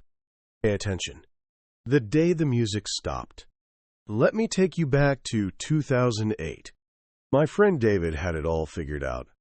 50 rental properties, 90% leveraged, making $50,000 a month in cash flow. Real estate only goes up, he told me. Leverage is free money. Then Lehman Brothers collapsed. The financial world imploded, and David's empire crumbled in 90 days. Property values dropped 30%. Half his tenants lost jobs and stopped paying rent. Banks called his loans. He didn't just lose the properties. He lost everything. The banks came after his personal assets because he'd signed personal guarantees on every loan. His house, his cars, his kids' college funds, gone. Last I heard, he was working as a property manager. for someone else. But here's the thing that still haunts me. The survivor's secret. That same year, 2008, my mentor Tom was also heavily invested in real estate. Similar portfolio. Similar leverage. Tom didn't just survive. He got filthy rich. What was the difference? David's approach. 90% leverage on everything. No cash reserves. All properties in one city. Personal guarantees on all loans. Assumed values only go up. Tom's approach. 70% maximum leverage. 12 months of payments in cash reserves. Property spread across multiple markets. Non-recourse loans, when possible, planned for 30% drop in values. When the crisis hit, Tom had options. David had none. Tom used his reserves to keep making payments. Bought distressed properties from people like David for pennies on the dollar. By 2012, his net worth had tripled. The lesson? It's not whether you use leverage, it's how you use it. Musk's near-death experience. Since we've been following Musk's story, let me tell you about his darkest days. December 2008. Same financial crisis that destroyed David. Tesla was burning $4 million a month. They had cash for maybe 2 more weeks.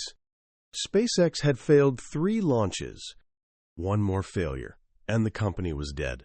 Musk had put his entire $180 million from PayPal into these companies. He was borrowing money from friends to pay rent. First marriage was crumbling.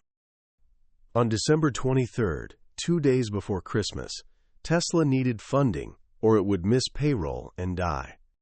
Musk was on vacation with his brother. He spent the entire time on the phone, desperate, begging investors. In the last hour of the last possible day, the funding came through. Barely. 3 days later, SpaceX's 4th launch succeeded. If it had failed, both companies would have died. Here's what Musk did right, even in crisis. He didn't panic sell. When everyone said sell everything, he held on. He stayed visible, hid from no one, faced creditors head on. He sold the vision. Even broke, he convinced investors the future was bright. He cut brutally, fired people, cut costs, focused on survival. He negotiated everything. Got better terms from suppliers, landlords, everyone. The lesson: even perfect execution can bring you to the brink. But if you handle crisis right, you can survive and thrive. Margin call from hell. Let me tell you about the scariest moment in any leveraged investor's life. It's 2022. My client Jennifer has $1 million in Tesla stock. She borrowed $400,000 against it when Tesla was at $1,200. 3 months later, Tesla is at $600. Her phone rings at 2 p.m. Ms. Jennifer, your account is in margin call. You need to deposit $200,000 by market close, or we'll liquidate positions. She has 2 hours. 2 hours to find $200,000 or watch her position get sold at the absolute bottom. This is when people make terrible decisions. Panic. Sell everything. Lock in massive losses. But Jennifer was prepared. She had cash reserves in a separate account, other assets she could tap, a relationship with her broker, a plan for this exact scenario. She deposited cash, kept her Tesla position, and when it recovered to $900, she reduced her leverage. Many others weren't ready. They got liquidated at $600, missed the recovery, and lost fortunes. The golden rules of survival.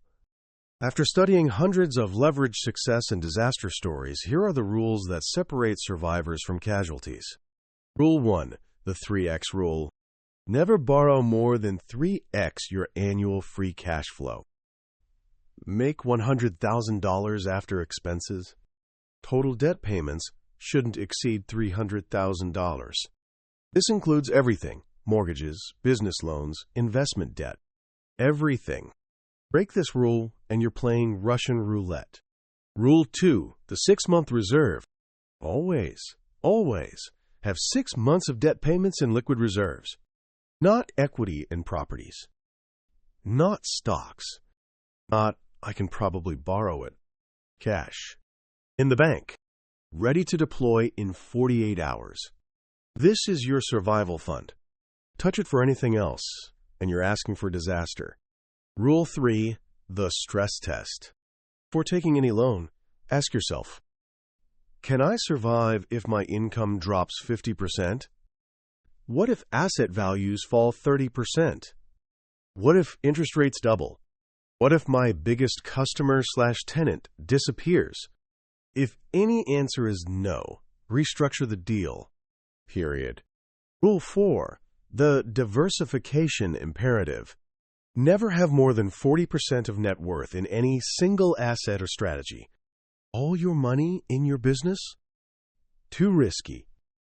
All in one stock? Too concentrated. All properties in one city? Too exposed. Spread your risk. Always. Rule 5, the personal guarantee limit. Here's a big one. Limit personal guarantees to 50% of your liquid net worth.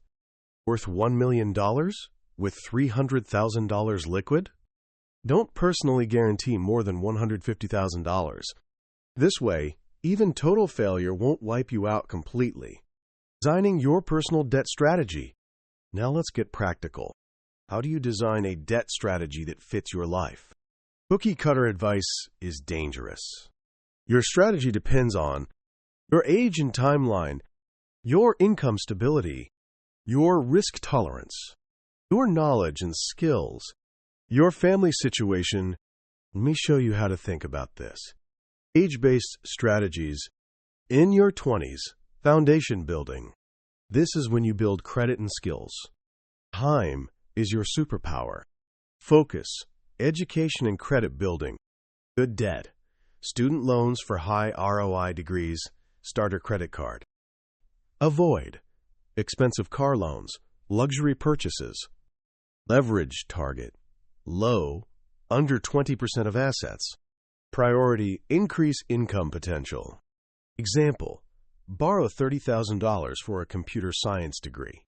Starting salary, $80,000. ROI, massive. In your 30s accumulation phase, this is when you go hard. You have energy, time to recover from mistakes, and growing income. Focus, asset accumulation. Good debt, mortgage, investment property, business loans. Smart moves, first rental, stock portfolio leverage. Leverage target, moderate, 30 to 50% of assets. Priority, build multiple income streams. Example, buy a $300,000 rental with 20% down. Use cash flow to fund stock investments. In your 40s, optimization phase, you know what works. Time to scale intelligently. Focus. Scale what's working, cut what's not. Good debt. Business expansion, investment leverage, more properties. Advanced moves, securities lending, business acquisitions. Leverage target, higher but careful, 50 minus 70% of assets. Priority, tax optimization and cash flow. Example, use business cash flow to qualify for portfolio line. Borrow to buy competitor. In your 50s, preservation mode. Wealth protection becomes as important as growth. Focus, risk reduction, maintaining lifestyle. Good debt, refinancing at better rates, selective opportunities. Key move, pay off personal residence, keep investment debt. Leverage target, moderate, 30 to 50% of assets. Priority, ensure retirement income. Example, refinance properties to lock in low rates. Use cash out to diversify into stocks. 60s and beyond, legacy phase. It's about lifestyle and leaving a legacy. Focus, wealth transfer, enjoying life. Good debt, estate planning tools, strategic gifting. Consider reverse mortgages, charitable strategies. Leverage target, low, under 30% of assets. Priority, tax-efficient wealth transfer. Example, use life insurance loans for tax-free income. Gift leveraged assets to heirs. Your personal debt capacity calculator. Here's exactly how to figure out your safe debt level. Step 1. Calculate free cash flow. Annual after-tax income, dollar, blank, minus living expenses, dollar, blank, minus emergency savings, dollar, blank, equals free cash flow, dollar, blank. Step 2. Choose your risk level. Conservative, 25% of free cash flow for debt service. Moderate, 35% of free cash flow. Aggressive, 45% of free cash flow. Step 3. Calculate total debt capacity. Annual debt service capacity divided by average interest rate equals total debt capacity. Real example. Income, $150,000. After tax, $110,000. Living expenses, $60,000. Emergency savings, $10,000. Free cash flow, $40,000. Moderate approach, 35%, $14,000 per year for debt service. At 6% average rate, $233,000 total debt capacity. That's your number. Exceed it at your peril. The decision tree for every debt. Before taking on any debt, run through this checklist. Question 1. Will this debt create income or appreciation? No right pointing arrow. Stop. Don't borrow. Yes, right pointing arrow. Continue to question 2. Question 2. Is the expected return at least 2x the interest rate? No right pointing arrow. Stop. Find better opportunity. Yes, right pointing arrow. Continue to question 3. Question 3. Can I service this debt if income drops 30%? No right pointing arrow. Stop. Too risky.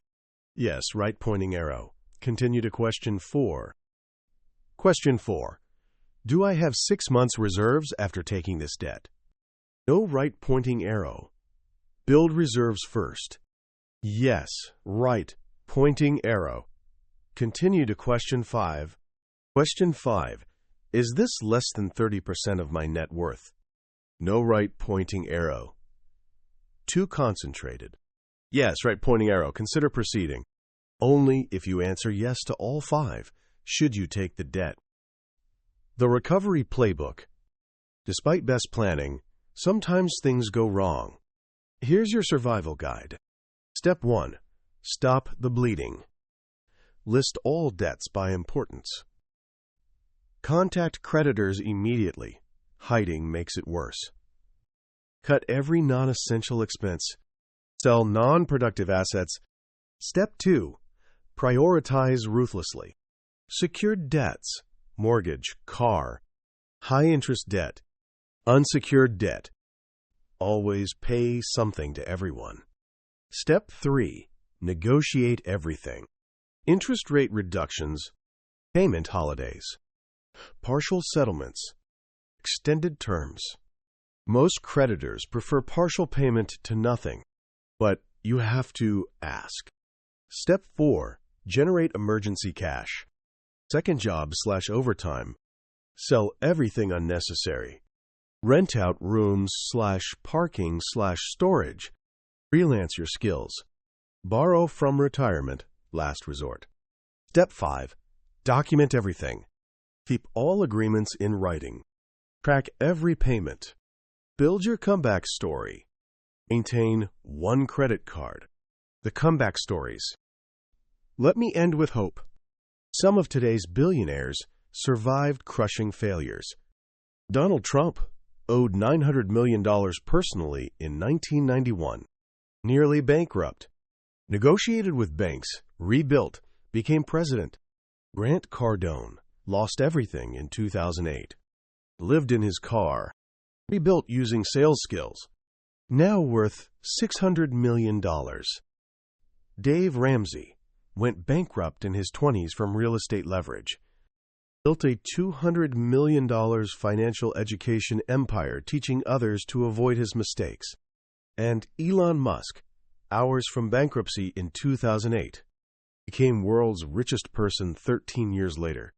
What they all share: they learned from failure, they kept their skills sharp, they maintained relationships, they rebuilt conservatively, they never gave up.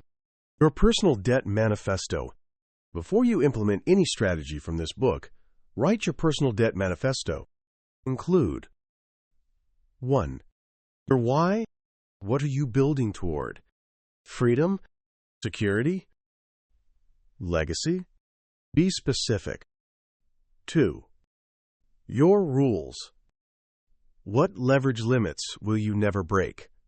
Write them down. 3. Your reserves. How much cash will you always keep? Where? How accessed? 4. Your exits. What signals tell you to reduce leverage? Market signs? Personal signs? 5. Your team. Who's your accountant? Lawyer? Financial advisor? Mentor?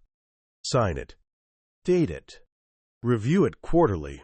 This document is your protection against yourself when greed or fear take over. The ultimate truth. Listen, I've shown you incredibly powerful strategies. Used right, they can make you wealthy beyond your dreams. Used wrong, they can destroy everything you've built. The difference isn't intelligence. It's discipline. Leverage is like fire. Controlled, it cooks your food and heats your home. Uncontrolled, it burns everything down. Respect it. Master it. But never forget its power. Remember, start small, fail small. Speed kills, build slowly. Cash reserves save lives. Your word is your bond. Character matters most. In our final chapter, we'll look to the future. Technology is changing the leverage game completely. New opportunities and new dangers are emerging. How can you position yourself to use tomorrow's tools while avoiding tomorrow's traps? The future of leverage is here. Are you ready for it? Chapter 7. The Future of Leverage. Digital Assets and Beyond. Okay, buckle up. Because what I'm about to tell you will either excite you or terrify you. Maybe both. The rules of leverage, the rules we've been talking about for the last 6 chapters, they're being completely rewritten. Right now, as we speak. While Elon Musk is borrowing against Tesla stock from traditional banks, a whole new generation is doing something radically different. They're borrowing against Bitcoin at 3 a.m. on a Sunday. No paperwork, no credit check, no human involved. They're earning 15% yield on digital dollars. They're using something called flash loans to borrow millions for seconds. And here's the crazy part. The principles are exactly the same. Only the tools are evolving at light speed. Let me show you what's already here, what's coming, and how to not get destroyed by it. Welcome to the Wild West. In 2020, my friend Alex did something that would have been impossible 5 years earlier. He had $100,000 in Bitcoin.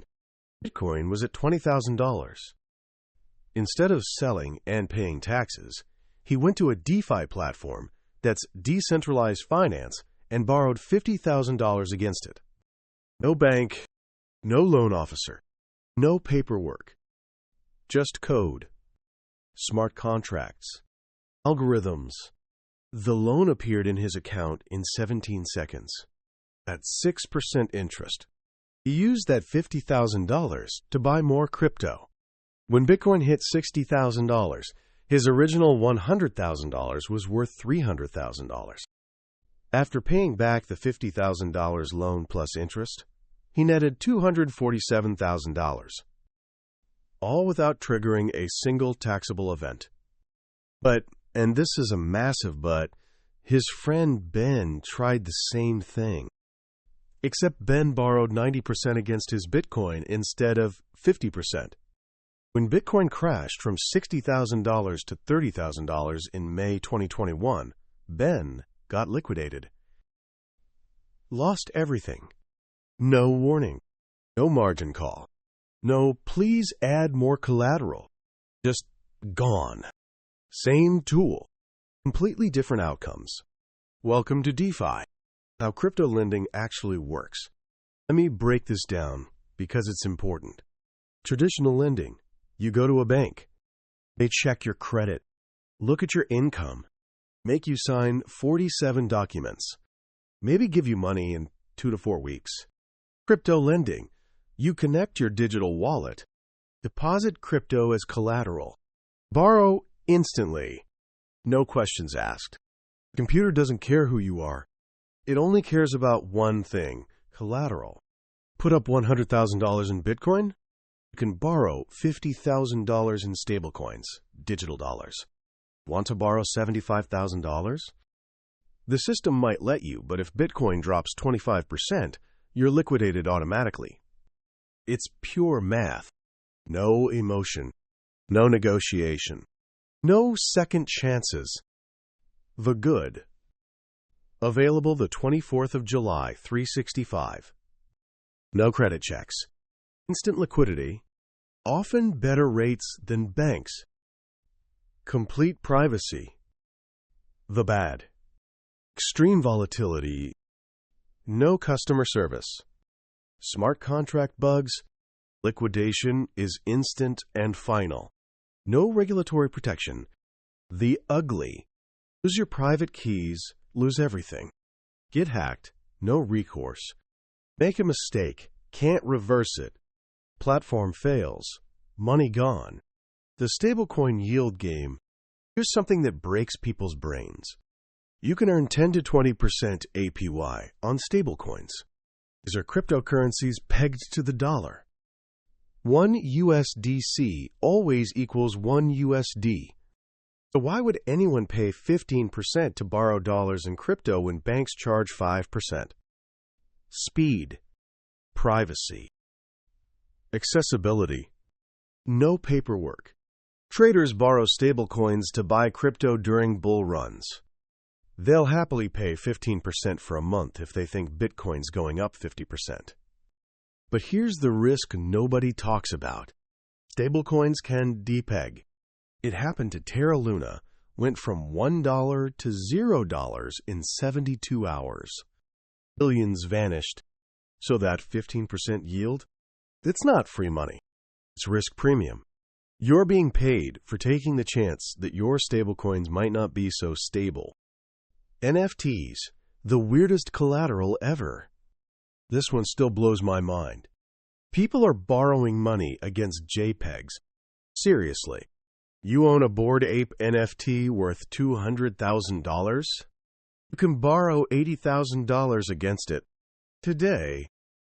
Right now. The rates are terrible, often 40 to 50% APR. The risk is insane. NFT values can drop 90% overnight. But for someone who needs liquidity without selling, it's an option that didn't exist before. I watched a guy borrow $50,000 against his CryptoPunk to buy a regular house. The bank wouldn't accept his NFT as collateral, but DeFi would. Wild times. Traditional finance fights back. Banks aren't sitting still. They see the writing on the wall. Silvergate Bank started accepting Bitcoin as collateral for USD loans. Traditional banking meets crypto. BlockFi offered crypto-backed loans with better terms than DeFi, until they went bankrupt. Oops. Fidelity now offers Bitcoin in 401ks. Your retirement account can hold crypto. The lines are blurring. Fast. In 5 years, borrowing against digital assets through your regular bank will be as normal as a home equity loan. But right now, We're in the messy middle. Half innovation, half chaos. AI changes everything. Let me really blow your mind. Artificial intelligence is about to revolutionize how we use leverage.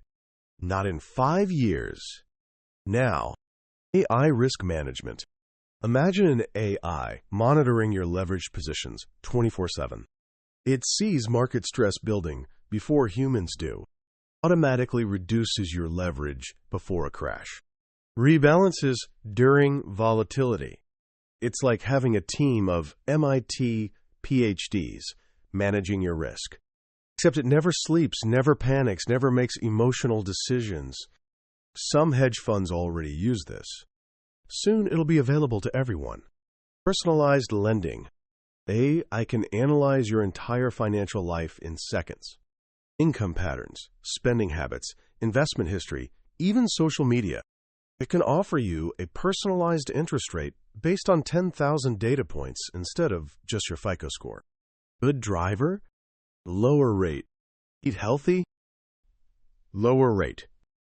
Exercise regularly? Lower rate. Creepy? Maybe. Powerful? Definitely. Automated strategies. Smart contracts that execute complex strategies automatically. Example: if Bitcoin rises 20%, borrow 30% against it. Buy Ethereum, stake for yield, use yield to pay loan interest. All automatic. No human intervention needed. The strategies that took Musk a team of advisors to execute, your phone will do them while you sleep. The risks nobody's talking about. Look, I'm excited about this stuff, but I'm also terrified. Here's why. Volatility on steroids. Crypto makes tech stocks look stable. Bitcoin can drop 50% in a month. Altcoins can go to zero overnight. Leverage plus volatility equals potential disaster. Smart contract risk. Code has bugs. Even audited code. When those bugs involve millions in leveraged positions, catastrophic. Look up the Dow hack or wormhole exploit. Hundreds of millions gone due to coding errors. Regulatory apocalypse. Governments could ban crypto lending tomorrow. China did. India tried. The U.S. is considering it. Your perfectly legal DeFi loan today might be illegal next month. Technical complexity. One wrong character in a wallet address? Money gone forever. Forget your seed phrase. Assets locked forever. This isn't like calling your bank to reset your password. No safety net. Bank fails? FDIC insurance. Broker fails? SIPC protection. DeFi platform fails? You're on your own. Building your future-proof portfolio. So how do you benefit from this revolution without getting destroyed? Call it the barbell strategy. The safe side, 70%. Traditional assets, real estate, stocks, bonds. Conservative leverage through established institutions. Focus on cash flow and steady growth. Everything we talked about in chapters 1 to 6. The growth side, 20%. Blue chip crypto, Bitcoin, Ethereum. Held in cold storage, not on exchanges. Some yield generation through established platforms. Moderate leverage only. The experimental side, 10%. DeFi experiments, NFTs if you understand them. New platforms and strategies. Money you can afford to lose completely. This way, you participate in the upside while limiting catastrophic risk. Practical steps to start. Ready to dip your toes in? Here's your roadmap. Month 1 to 3. Education. Learn blockchain basics. Start with Bitcoin white paper. Understand wallets, keys, and security. Watch DeFi tutorials on YouTube. Paper trade before risking real money. Month 4 to 6. Small experiments. Buy $100 of Bitcoin on Coinbase. Transfer to a hardware wallet. Try a small DeFi transaction. Maybe earn yield on $1,000 in stablecoins. Month 7 to 12. Strategic integration. Allocate 5 to 10% of portfolio to digital assets. Use crypto lending for specific opportunities. Always maintain traditional asset base. Track everything for taxes. Year 2 plus. Advanced strategies. Explore yield farming. Consider NFT investments. Research DAOs and governance tokens. Stay educated on regulatory changes. The integration opportunity. Here's what most people miss. The real opportunity isn't choosing between traditional and digital finance. It's combining them. Example strategies. Strategy 1. Use home equity to buy Bitcoin during bear markets. When Bitcoin recovers, borrow against it to buy more real estate. Strategy 2. Earn yield on stablecoins. Use that yield to pay traditional loan payments. Your loans literally pay themselves. Strategy 3. Build a business that accepts crypto. Borrow against crypto holdings to expand. Use business profits to buy more crypto. People who understand both worlds, who speak bank and blockchain, they're going to dominate the next decade. The generational shift. My 16-year-old nephew thinks I'm ancient for using Venmo. He sends money through Discord, earns yield on Anchor, trades NFTs like we traded baseball cards. To him, borrowing against digital assets is obvious. Natural. Why wouldn't you? This isn't a fad. It's a fundamental shift in how humans interact with money. Your kids won't have bank accounts. They'll have wallets. They won't apply for loans. They'll interact with protocols. They won't trust institutions. They'll trust code. The question is, will you be ready to guide them? Or will you be the parent who doesn't understand their kid's financial world? Staying ahead of the curve. This space moves at light speed. How do you keep up? First, follow the builders, not the hype. Look for people actually creating the future. Developers, educators, innovators. Not price predictors or get-rich-quick profits. Here's what really matters. Learn by doing. Nothing teaches like experience. Start with $100, not $10,000. Make small mistakes, not life-changing ones. Document what works and what doesn't. Share your journey. Teaching others solidifies your own learning. Think in principles. Remember, technology changes, but principles don't. Leverage is leverage, whether it's traditional or digital. Risk management matters more than ever. And the golden rule, if you don't understand it, don't invest in it. The key? Stay curious but skeptical. Excited but grounded. Open to innovation but anchored in timeless wisdom. Start learning today. 30 minutes daily on crypto education. Follow 5 crypto thought leaders. Join one online community. Experiment carefully. Never invest more than you can lose. Invest with small amounts first. Document every transaction. Build bridges. Connect traditional and digital strategies. Find advisors who understand both. Be a translator between worlds. Stay humble. This space humbles everyone. Eventually, overconfidence is expensive. Always keep learning. The choice is yours. We're at an inflection point. The financial system is being rebuilt from scratch. You have 3 choices. Ignore it. Hope traditional finance keeps working exactly as it has. Risk being left behind. Go all in. Abandon traditional finance for crypto. Risk losing everything in the volatility. Integrate wisely. Take the best of both worlds. Position yourself for whatever comes next. I think you know which path I recommend. Tools are democratizing. What once required millions and connections now requires knowledge and courage. A kid in Nigeria can access the same DeFi protocols as a banker in New York.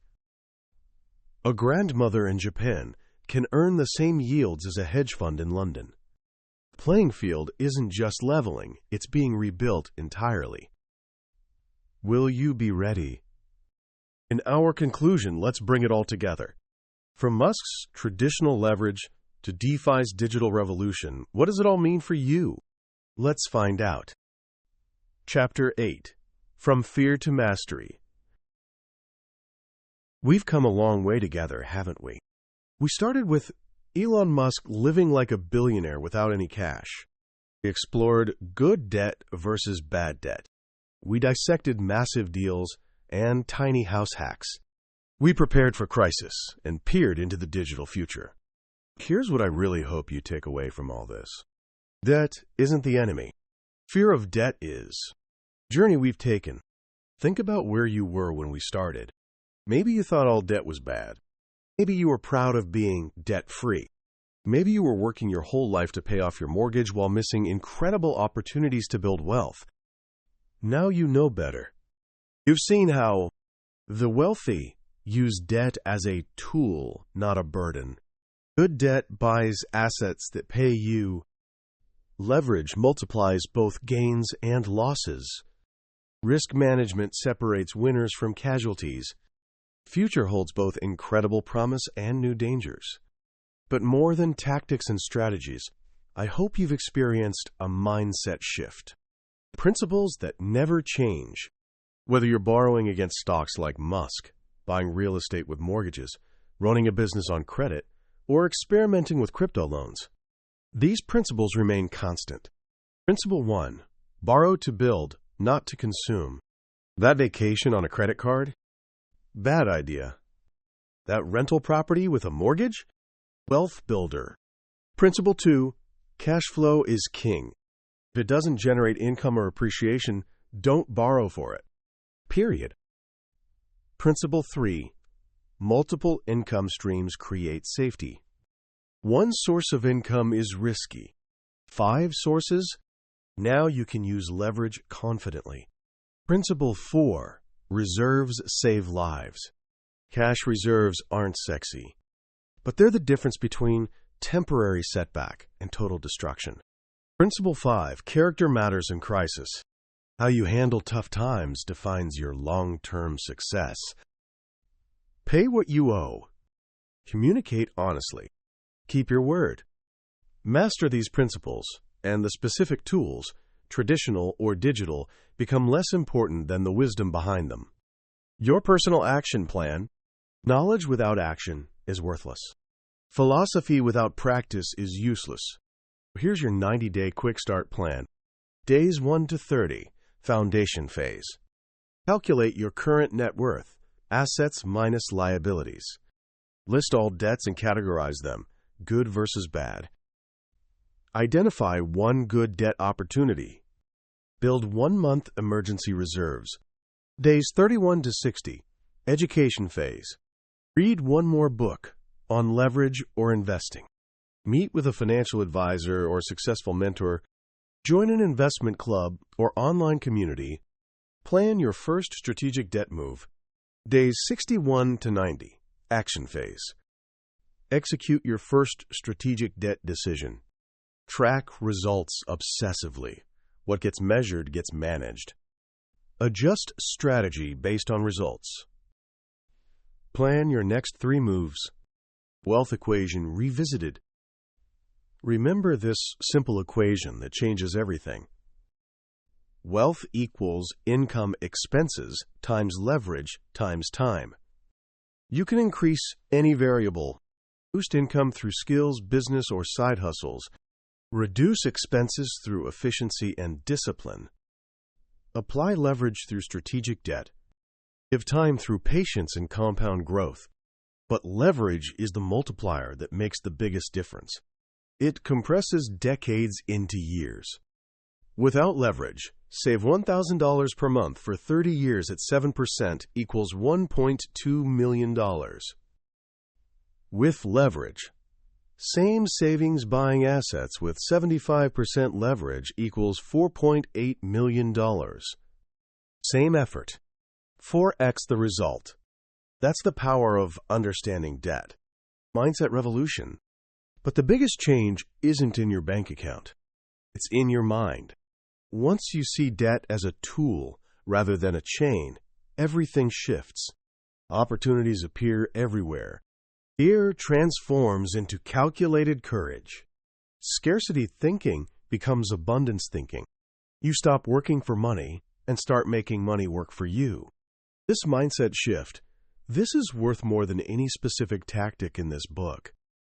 A personal story. Let me share something personal. 10 years ago, I was terrified of debt. Paid cash for everything. Thought I was being responsible. My turning point came when I met my mentor, Robert. Successful real estate investor. Drove a 10-year-old truck but owned 50 properties. You're working twice as hard for half the results, he told me. Let me show you a better way. He taught me everything I've shared with you. At first, I was skeptical, then curious, then amazed. My first rental property? Bought with 20% down. Terrified me. My first business loan? Kept me up at night. My first investment leverage? Hands shaking as I signed. But each time, I followed the principles. Managed the risk. Learned from results. Today, I have strategic debt across real estate, business, and investments. That debt has created more wealth than 30 years of saving ever could. But more importantly, it created freedom, time with family, ability to help others, choice in how I spend my days. That's what this is really about. Not the money, the life that money makes possible. Your wealthy future. Close your eyes for a moment. Imagine yourself 5 years from now. You've implemented what you've learned. You have multiple streams of income flowing, assets working for you 24/7, strategic debt amplifying your returns, confidence to navigate any market, freedom to live on your terms. This isn't fantasy. Thousands of people have walked this path. The only question is, will you join them? The first step. The journey of 1,000 miles begins with a single step. Your step might be opening that investment account, calling a mortgage broker about a rental property, starting the side business you've been considering, having an honest conversation with a financial advisor, simply calculating your true net worth today. Whatever it is, take it today. Not tomorrow, not next week. Today. Because here's the truth. The best time to start using debt strategically was 20 years ago. The second best time is right now. Final thoughts. We live in the greatest time in history to build wealth. The tools are available. Knowledge is accessible. The opportunities are everywhere. What separates those who build wealth from those who don't isn't intelligence. It's not connections. It's not starting capital. It's the courage to act on what they know. You now know how wealthy people use debt as a tool. You understand the strategies, the risks, the rewards. You have examples, frameworks, action steps. The only thing left?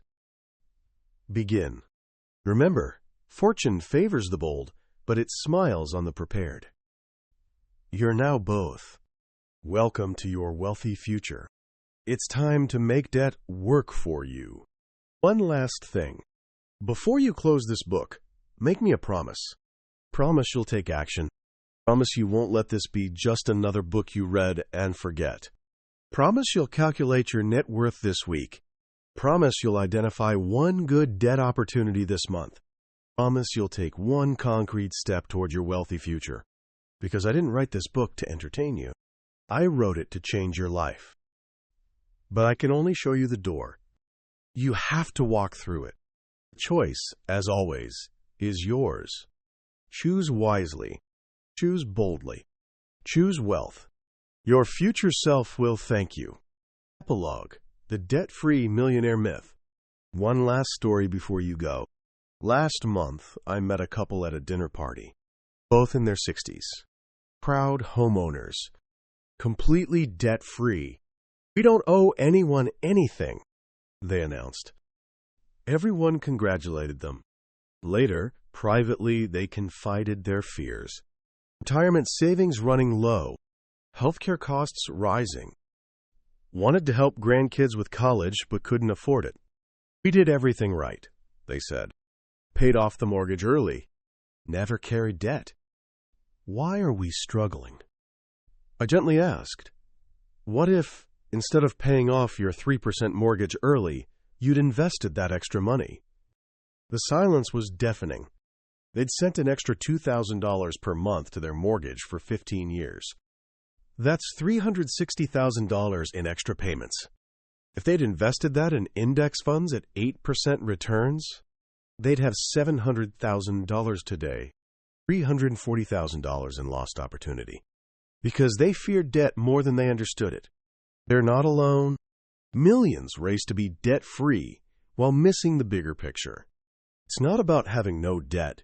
It's about having the right debt working for you. Won't be the couple who wins the battle against debt, but loses the war for wealth. Be the person who masters debt as a tool and builds the life of their dreams. The choice is yours. Make it count. Thank you for joining me on this journey. If this book changed your perspective, share it with someone who needs to hear this message.